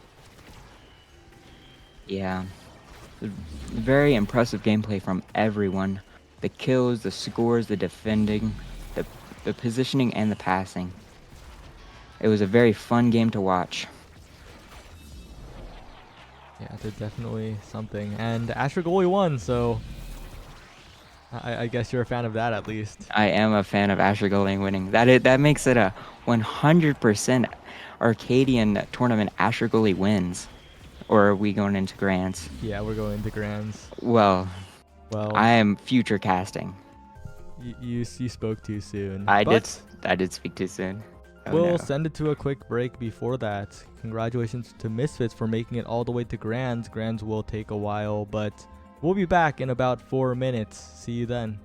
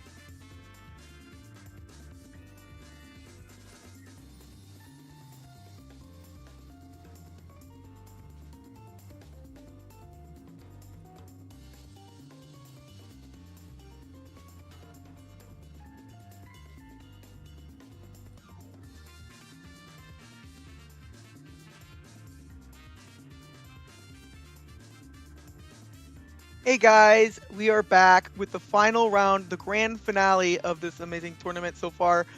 We've just had an amazingly close series. Hope everyone was able to catch it. But in the finals, we have Sleepy Cats versus Misfits. Sleepy Cats is up a game as they are advancing from the winner's side. And introduce yourself, Ian and whatever. Hello, I'm Zioshi64, joined here with Swaghaver and Appa Bugs. Swaghaver, why don't you give us a few words? Hey, I'm Swaghaver. Yeah, I'm really excited to be casting this game. I was looking forward to the Arcadian for a while. It's really refreshing to see a tournament with new faces or familiar faces, but who haven't quite found glory in a tournament yet. But these teams have been proven really strong, so this grand finals is going to be super close. Yep, and you two were competitors actually in this tournament. Is that correct? Mm-hmm. That'd be correct. Yep. It's good to see that we have competitors on here. Let me know. Tell me how some of the previous rounds were. As competitors, you probably have faced some of these teams. So give us a little bit of a rundown here. Yeah, I faced Sleepy Cats during the ladder stage, and my goodness, they just slaughtered us. I mean, ZZ known for super aggressive kind of Oki playstyle, and just they ran a triple damage comp, and it seems like that's been taking them very far. I mean, they're winner sides grand finals. Yep. And obviously this Misfits team is our side from the loser side, and I think many of our viewers just witnessed them very briefly close out a very close series themselves. Perhaps they are coming in a little bit more, I guess, into the game, right? I mean, they're more fired up. They just got a practice, I guess, or not practice, but they're a little bit more warm right now. Do you think Sleepy Cats might falter to this, or do you think perhaps their one-win advantage from the grand finals? I believe the screen does not properly address this, but they have a one-win advantage. Do you believe that one-win advantage will matter a lot? I think it can make a big difference. Oh, it's a best of we one have- with sets. Excuse me. Hey, new info. Yep. As agreed to by the teams. Yep. Very interesting. Agreed to by the teams. We are actually getting a different format. We have a grand finals best of one, but it's a bracket reset instead. So what this means is if Sleepy Cats wins this next game, they win the entire series. However, if they lose, Misfit has to win another one. It's pretty similar to what it would have been. I just think might be a little bit easier to understand. Essentially, Misfits have to win two, and Sleepy Cats only have to win one, as it is a best of one. So hopefully that's understandable, and we will be getting to this game shortly. Yeah, I mean, to address what you said earlier, Appa, watching that last game, Misfits were definitely looking like they were playing out of their mind, and I'm wondering if they can keep the momentum. Momentum in tournaments is huge. I mean, these are all really skilled players, and what it really comes down to at this point is just which team is dialed in and which team is wanting it more. Yep, Right, a lot of these. Sorry. It's just like it was said earlier. Sitting in winner's side makes it really easy to get cold. You got to warm up first, and having all that momentum coming out of losers finals makes a very strong case. They can just steamroll through if Sleepy Cats aren't careful. So it looks like we are loading in right now. I'm very excited to see how this game plays. Would love to see some, hey fellas, who wants to see the gates of Obscura? That's not gates at all. We're getting IME's application for this first game. Step into the app. Something to point out that these teams, although they are Arcadian teams, they are not short on the tournament experience. Many of them are frequent competitors of other weeklies and even larger tournaments, such as Big Fish Friday and Primetime Tuesday. So they are no stranger even to these later playoff stages. And we are looking to see the Asher goalie pickup from Aranol, just like as previous game. And another Kazan pickup, I believe it's going to be ZZZ. What are your thoughts on these picks so far? Yeah, I mean, ZZZ has proven to be quite a monster in Kazan, and a character released pretty recently, but looking really proficient. You know, it's really suiting his Oki playstyle. And you'll see that they banned his X, but his Kazan could be just as deadly. Yep. Right, Kazan notorious for not doing any damage. Will be coming out here very strong. Spinning out, going hard. As we Right start off the kickoff bat, here. Spencer gets the core and is able to break the barrier with the forward pressure from Katsuna as well. Very powerful attack right off the beginning. ZZZ is positioning to get this, but is not quite able to pick it up. Oh, and a really close save from Spencer, and saves it with the dash, but then his barrier gets taken, and a kill for Blue Blazing. It goes up to ZZZ, who's trying to clear it. Yep. Spencer. A little bit of a passing play. And then able to pick it up. right in between them. Yep, exactly. Very Nice clean. shot. Very clean. What are Okay, your couple thoughts of- so far on these comps? We see the Kai forward, we see the Estelle midfield as well. A little bit more rare picks on this map, and the barrier is going to go down right away again. What are your thoughts? Well, here we have Kazan. He just hooked the core over. Obviously, with a map such as this, very narrow, hole in the middle. And another beautiful quick play. point for Misfits. And they don't even give us enough time to make an analysis. They're just going right for the offense, right for the throat. This swarm factor that we were talking about definitely looks to be kicking in right now, as the side of Misfits has taken 2 goals to 0. Right, something and important to know. The Kazan is currently level 1, which means it is very limited in what he can do. Oh, the ZZZ. flip Oh, comes great out, deny but on not the core able to flip. put it in. Katsuna is at 1 HP, but the flip comes out from Spencer, and Katsuna is going to be forced to use the flip as well to survive. But they are putting on the offensive attack right here, as Blue Blazing is also very low, but nice kill by Playdark, and not quite able to pick up the barrier, but once again, still 2 low health bars for the side of Misfits. Misfits are able to regenerate these health bars as this round is played slow. Miss on the dash punch by Blue Blazing, but almost picks up the kill. Nice kill by Katsuna. ZZZ is looking to put this through, but not quite. Katsuna is putting it into the top corner. Huge Looks pressure like- coming in on the Misfits goal here. Yep. Nice defense by these Asher, but ZZZ will end up picking that goal up. Barrier up. Blue Spencer Blazing flips back, the and he's core. ready to score. I never there's get a anything flip off coming it. out here, and this will actually kill. Oh, whoa! Puts it right in. Good. Ariel blasted into the gates of Obscura. Gets a Unless 2 we for 1, didn't gets the see goal it. and the kill. Yep.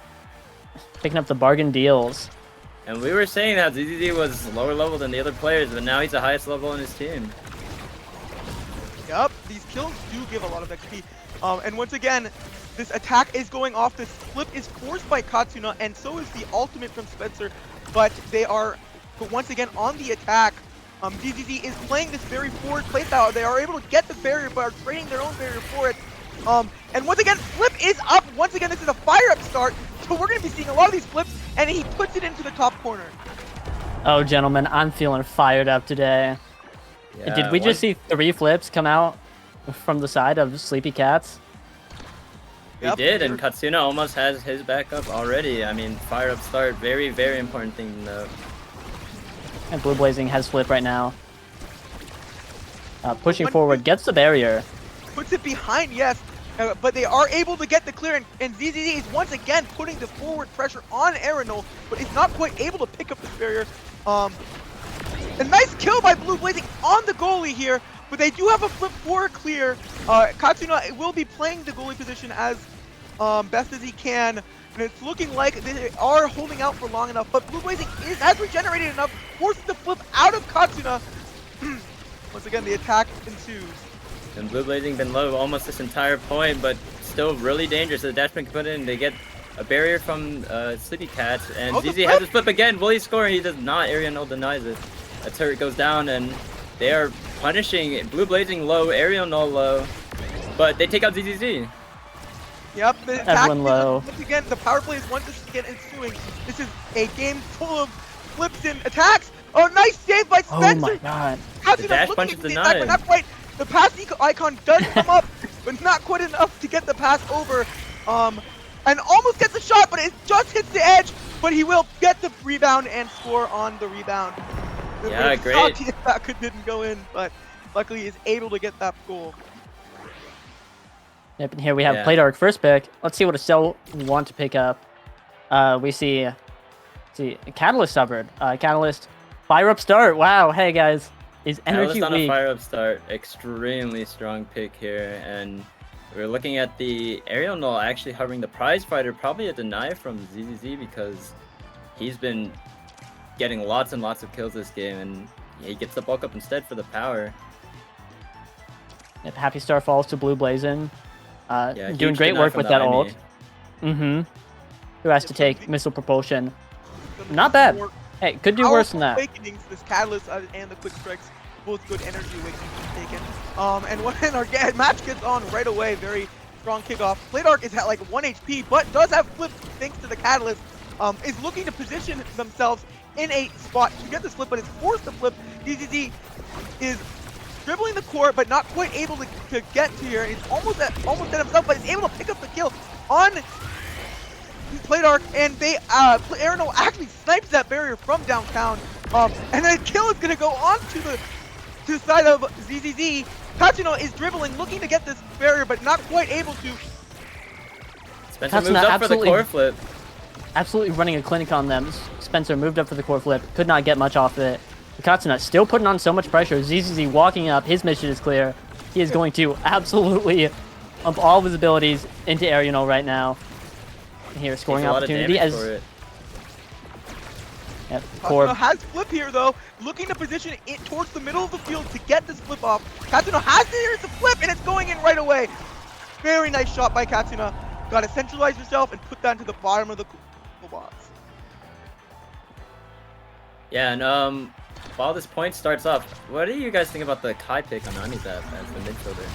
Yeah, this was definitely a very interesting pickup, a little bit of a more rare pickup, and he's actually going to get the barrier off with the Giga Blast and get the kill too. But it's looking pretty strong so far.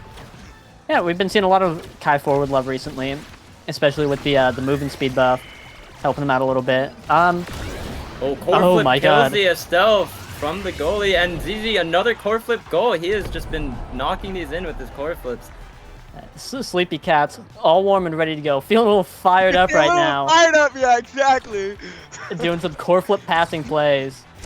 And hey, Katsuna, Kai forward. Ready with his flip. Yeah, and lets it rip to get the barrier. Oh, and the pressure is insane. If there's one thing Kai forward does well, it's press the barrage button and force the core wherever he wants it to go. But they are going to get a barrier on the other side here. As they look to press their own form of attack here. Aerial does have the flip, is going to fire everyone up, but not quite able to get the goal. Spencer's actually locked out now, does not have the ejectment, is making his retreat as ZZZ holds the goal for him. ZZZ doesn't have the flip himself, but Playdark is going to put it into the bottom of the net. Yeah, what a great dash by Playdark. And dribbling it off the barrier and then striking it right in. There are two flips almost up here. One is up on ZZZ though, something to keep note of. Blue Blazing does have flip himself, and he's going to use it to kill Katsuna here, but is not able to get a barrier off of it. It is a power play though, looking to get this barrier, but not quite. There's the barrier. With a great dash, gets the core out, but unfortunately it was not enough as the barrier gets down. But ZCZ takes out Blue Blazin, and now they are working to get the core up onto the side of Misfits. To go here, we gotta be looking at these core flips. There are two core flips currently up on the side, and another kill is coming off right off the spawn from Blue Blazing.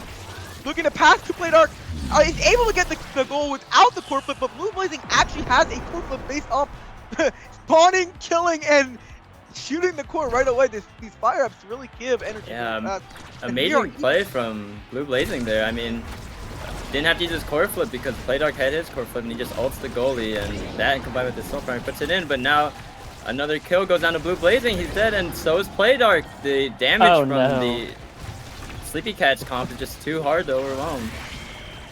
Yeah, all of the Misfits are gone. Katsuna is looking to put it in. The barrage comes out, not quite enough, but nice angle to the top little corner there. Flicks it through. Nice demon angle. And this game is tied right up by Katsuna. Yeah, Katsuna C tier. We're ready to pick something good. We've got a couple of orb trainings on the board. Twin Drive, Hot Shot. Aggra Swagger could be a big pickup for the Misfits. Try and stop all the damage that they've been receiving. But some of the kills that they've been getting have been full health. So, and hey, Katsuna as if he heard me, took Stagger Swagger to prevent any of them from taking it. Interesting. Would you look at that? Though, this ponder on the side of Kazuna, I mean ZZZ, excuse me. And what are your thoughts about it? Is it essentially this Oki strat of sitting in the goal box and taking the orbs? What is going on here? Yeah, I'm guessing that has to be it because Heavy Impact was right there and slipped by the draft completely unpicked. I'm assuming it's just because he's planning on sitting at the enemy goal line and taking all of their orbs and getting some CDs for more damage in that sense. Very nice. The dash punch kill does not quite go through onto Katsuna as they do maintain core possession. Arenol finally gives up the barrier after a long, arduous attack. ZZ looks to put it in, not quite able to, as the attack on the other side from Playdark and Blue Blazing ensues. Blue Blazing a little bit low here, but is able to get this barrier and look to continue pushing forward. Almost up with the flip. ZZ has the flip up, actually up here, is looking to put it in, but nice strike shot from Arenol. Great strike shot. From Spencer, not quite enough, but actually gets it to Katsuna, but who's not able to quite put it in himself. Now the 1-on-2 situation, nice clear, and ZZZ's actually gonna almost kill Arenol, but forced to go in despite that. Very nice play all around. Yeah, displacing Arenol from where he wanted to be positioned, and the core is able to just slip into the top corner there. Yeah, this Kazan gameplay is looking exceptional right here as ZZZ makes his way straight to the enemy goal box, takes the barrier without a hitch, and is using abilities once more. Oh my goodness, and killed! Kill onto Arenol and the goal with the primary into strike, just pushing it straight through Playdark. This orbing strategy does look to be quite nice. He has already picked up 3 of Arenol's orbs and has definitely made good usage of this. Oh, the kill comes through first Spencer, I believe. As they do have a power player looking to take this net right away, and give themselves a lead in this series. Arenol is forced to flip, but not quite able to reach the core. It loses the barrier in the process, but Blue Blazing has respawned and is dribbling on this top side. The flip comes out for ZZZ, but not quite able to put it in. Right, both Katsuna and ZZ missed their flips. Doesn't matter. ZZZ taps it in. A simple strike will suffice, and that means that Sleepy Cats are up a set. Yup. And this is, I believe, match point right here, actually, as they do have it is a best of 1 here. So this actually does mean the entire, not just this game, but the entire tournament is on the line right here for Misfits. Right, ZZZ picking up specialized training, making both of his dash attacks deal 55% more damage. One of Kazan's better trainings, you might say, going really hard. And then we've got Chrono Boost on Katsuna. Blue Blazing takes peak. Not much else for him to take there. Bit of a rough draft for Misfits, as the damage coming out from Sleepy Cats is looking really strong right now. That is for sure.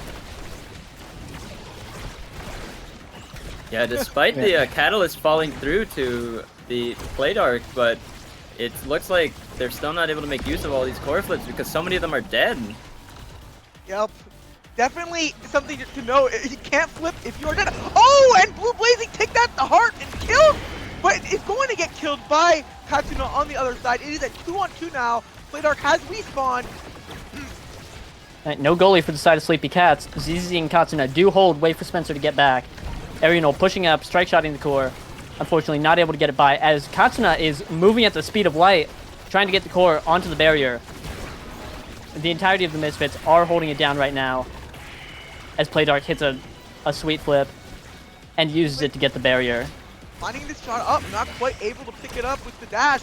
ZZZ is also trying to pick up this barrier, and it will eventually get this barrier, but it is a one. Playdark, never mind. They are able to clear this core out. Very nice by Spencer, but is once again in this one-on-one situation. This time, Blue Blazing says, "I will score. I will put it in the net," and grabs that bottom corner and picks up the first point of the set. Yeah, the 1v1 against a Juliet, very hard to deal with. Hit a beautiful dash punch right across the goal, out of Spencer's reach. Right, giving Misfits the first point. But ZZZ, having something to say about it, tries to get the barrier. Look at that damage, exactly, that's for sure. Oh no. He picks up another kill on the Asher, picks up another kill on the Blue Blazing holds. kill all three, but it's able to put it in regardless. Wow, that damage from the specialized training. Yeah, I think ZZ landed 2 3-man ults with both his closed and open umbrella mode and just completely ravaged the side of Misfits. Ravage is a good term because that's definitely what happened right there. In the words of a famous Omega Striker streamer, Bomba. Oh, as ZZ tries to hook the core in, does not get it yet. Unfortunate. Passing up the core. They do get this clear out. Spencer gets the clearance on the attack as Katsuna is switching goalie positions with him. Nice flick by Blue Blazing to pick it up with the dash. And look, the pick put it into the goal. And it's going to give us the second point of the set for the side of Misfits. Looking to tie Yeah, Misfits are not ready to go down just yet. They want to stay in this tournament. They want to get the bracket reset and see if they can take the grand finals reset and win. But offense coming out here from Sleepy Cat. The turrets zoning off Blue Blazing. But now we see the core flips are coming out. Arianol with great defense. I hear Blue Blazing working low. ZZ trying to finish it off. As the attack comes through, they have 3 men in this corner, but Spencer has to teleport back. Playdark is going to get the 1-on-2 barrier, but at the cost of the life of this goalie. Can he defend 1 versus 3 here in this pressing situation? Spencer is forced to put it back. Blue Blazing has responded. The ult comes through and holds out for a little bit longer. ZZZ. Oh my god, Playdark's the Glizzard. Not able to find the goal. He can't get through Playdark him. Holds it down 1 versus 3, and now they're on the offensive. He uses core flip, not able to find anything, and ZZ's up in the goal box. Nice save by Spencer. Quite able to get this, reach this core here. Katsuna is looking to pass midfield, but the flip is going to come out, and ZZZ hooks. Oh my god. What a hook there. Tying this set up 2-2, and it's going to also be game and match point right here if the side of Sleepy Cat is able to pull this one through. Yeah, amazing Kazan mechanic shown off here. He uses the core flip, and then since he doesn't really have a move that goes forward, he uses it backwards to hit both the goalie and the core. But we see Playdark moving up here, and Blue Blazing coming to try to help out, but the berry actually goes down for Misfits. And the flip's coming out here! Oh, the save, but it's not enough! ZZ pokes that core in! And takes the series right here! Amazing before very win for eyes. Sleepy Cats. Winning the Arcadian right here. Hey, Katsuna receiving MVP, showing Kai Forward is not weak. Showing us something we didn't know before. Hitting the core 177 times. That's crazy. Katsuna was absolutely in there at every opportunity. Just hitting the core back. Though. Almost nearly 40 grand on that damage. 37,000 damage coming out from ZZZ, who spent a good portion of the game in Arianol's face. Yeah, showing that redirects do not decide the outcome sometimes of the game. Sometimes all you need to do is the important redirects puts in 9 goals out of 14 shots and 10 kills with his 40,000 damage. Obviously, Katsuna is picking up that slack on the redirects though with the massive 177 and 7 assists from Katsuna as well. Yeah, hey, sometimes you just gotta roll up your sleeves, grab your umbrella, and get to work. You know what I mean? Yep. Don't go anywhere because I believe we will be having a Winters interview. Ooh, we're gonna get to talk to the winners. Yeah, I mean, that was a really close and exciting game. I mean, I think the difference maker here was just that ZZZ was pumping out so much damage on the Kazan pick there, and you get less value out of fire up if you flip and your teammates are dead. They don't get the energy, so they just had more core flips as a result, even though ZZZ was mainly just using his core flips right when he needed them, right on top of the goal. Yep, that's something to know as well as Katsuna's actually striking the core a lot with that quick strikes also allows him to pick up the fire up faster. It doesn't have this catalyst, but it is also a nice awakening to build energy on this Kai, and definitely showed, as we can see, by the 177 reach. Yeah, I mean, honestly, like, in my opinion, quick strikes almost rivals Catalyst in energy generation depending on how you play. Yeah. Catalyst is extremely strong, but if you're the sole midfielder, you're the one, pretty much the only one hitting the core on your team and past the goal box, you're gonna generate a lot of energy, especially if the enemies aren't hitting you as much as you are hitting them with Catalyst. Yeah, if your forward's always sitting in the enemy goal box, that means that you have to 1v2 it through both enemy forwards, and having quick strikes makes that pretty easy, generating energy, able to win most strike wars because you can just strike more often. It's a pretty great pickup, especially on a fire-up start where energy is so important. Definitely the case here. And nice tournament from both of these sides. I do want to point out that Misfits did make an unbelievable run through the losers bracket as well. Very good on them, but they are not quite able to close it out here against the Sleepy Cats. Yeah, very impressive from both sides. Give us a great game. I believe with the way the Arcadian works, that means the members ZZZ, Katsuna, and Spencer are no longer allowed to enter future Arcadians, which means. Hey, congratulations, team. Yep, You cannot come back. What cost? But they actually will be picking up those Sony W, those cherished Sony W emotes. Perhaps worth it. But I hope to see all of these teams next week, I believe, for this next upcoming Starcade tournament, and hopefully we see even some new faces as well. Yep, great work everyone that participated. Great Starcade happening today.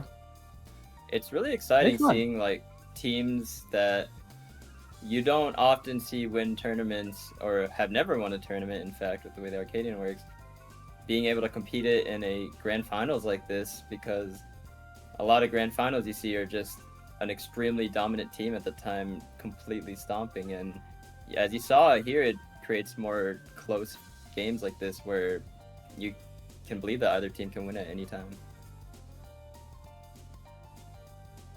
Mm-hmm. That definitely is the case here.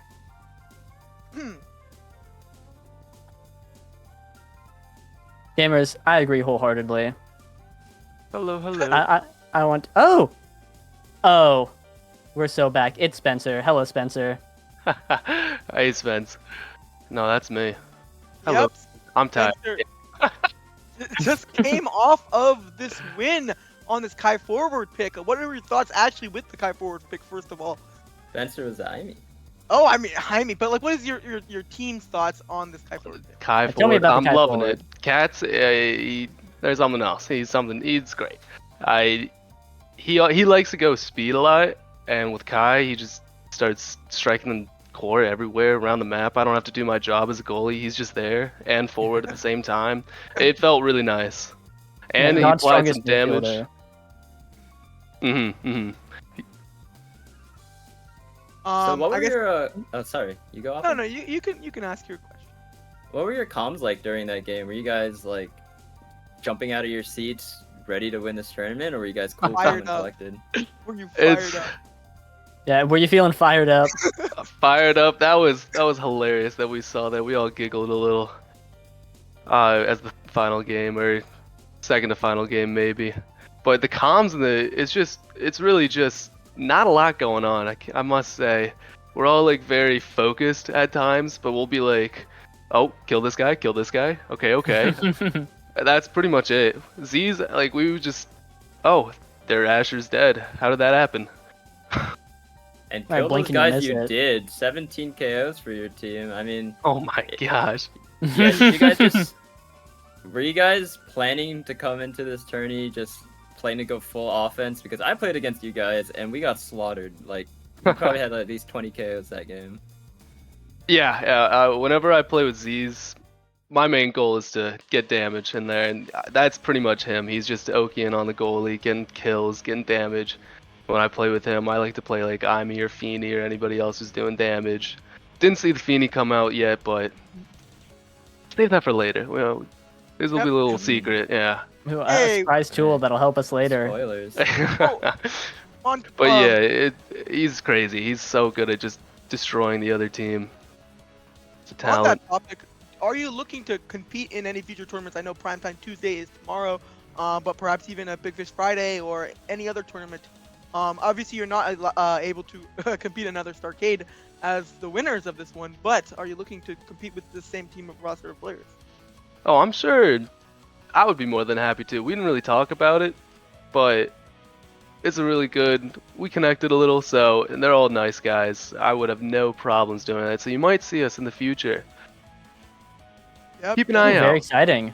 Hope to also see that Sony W emote in your emote wheel as well in these coming up days.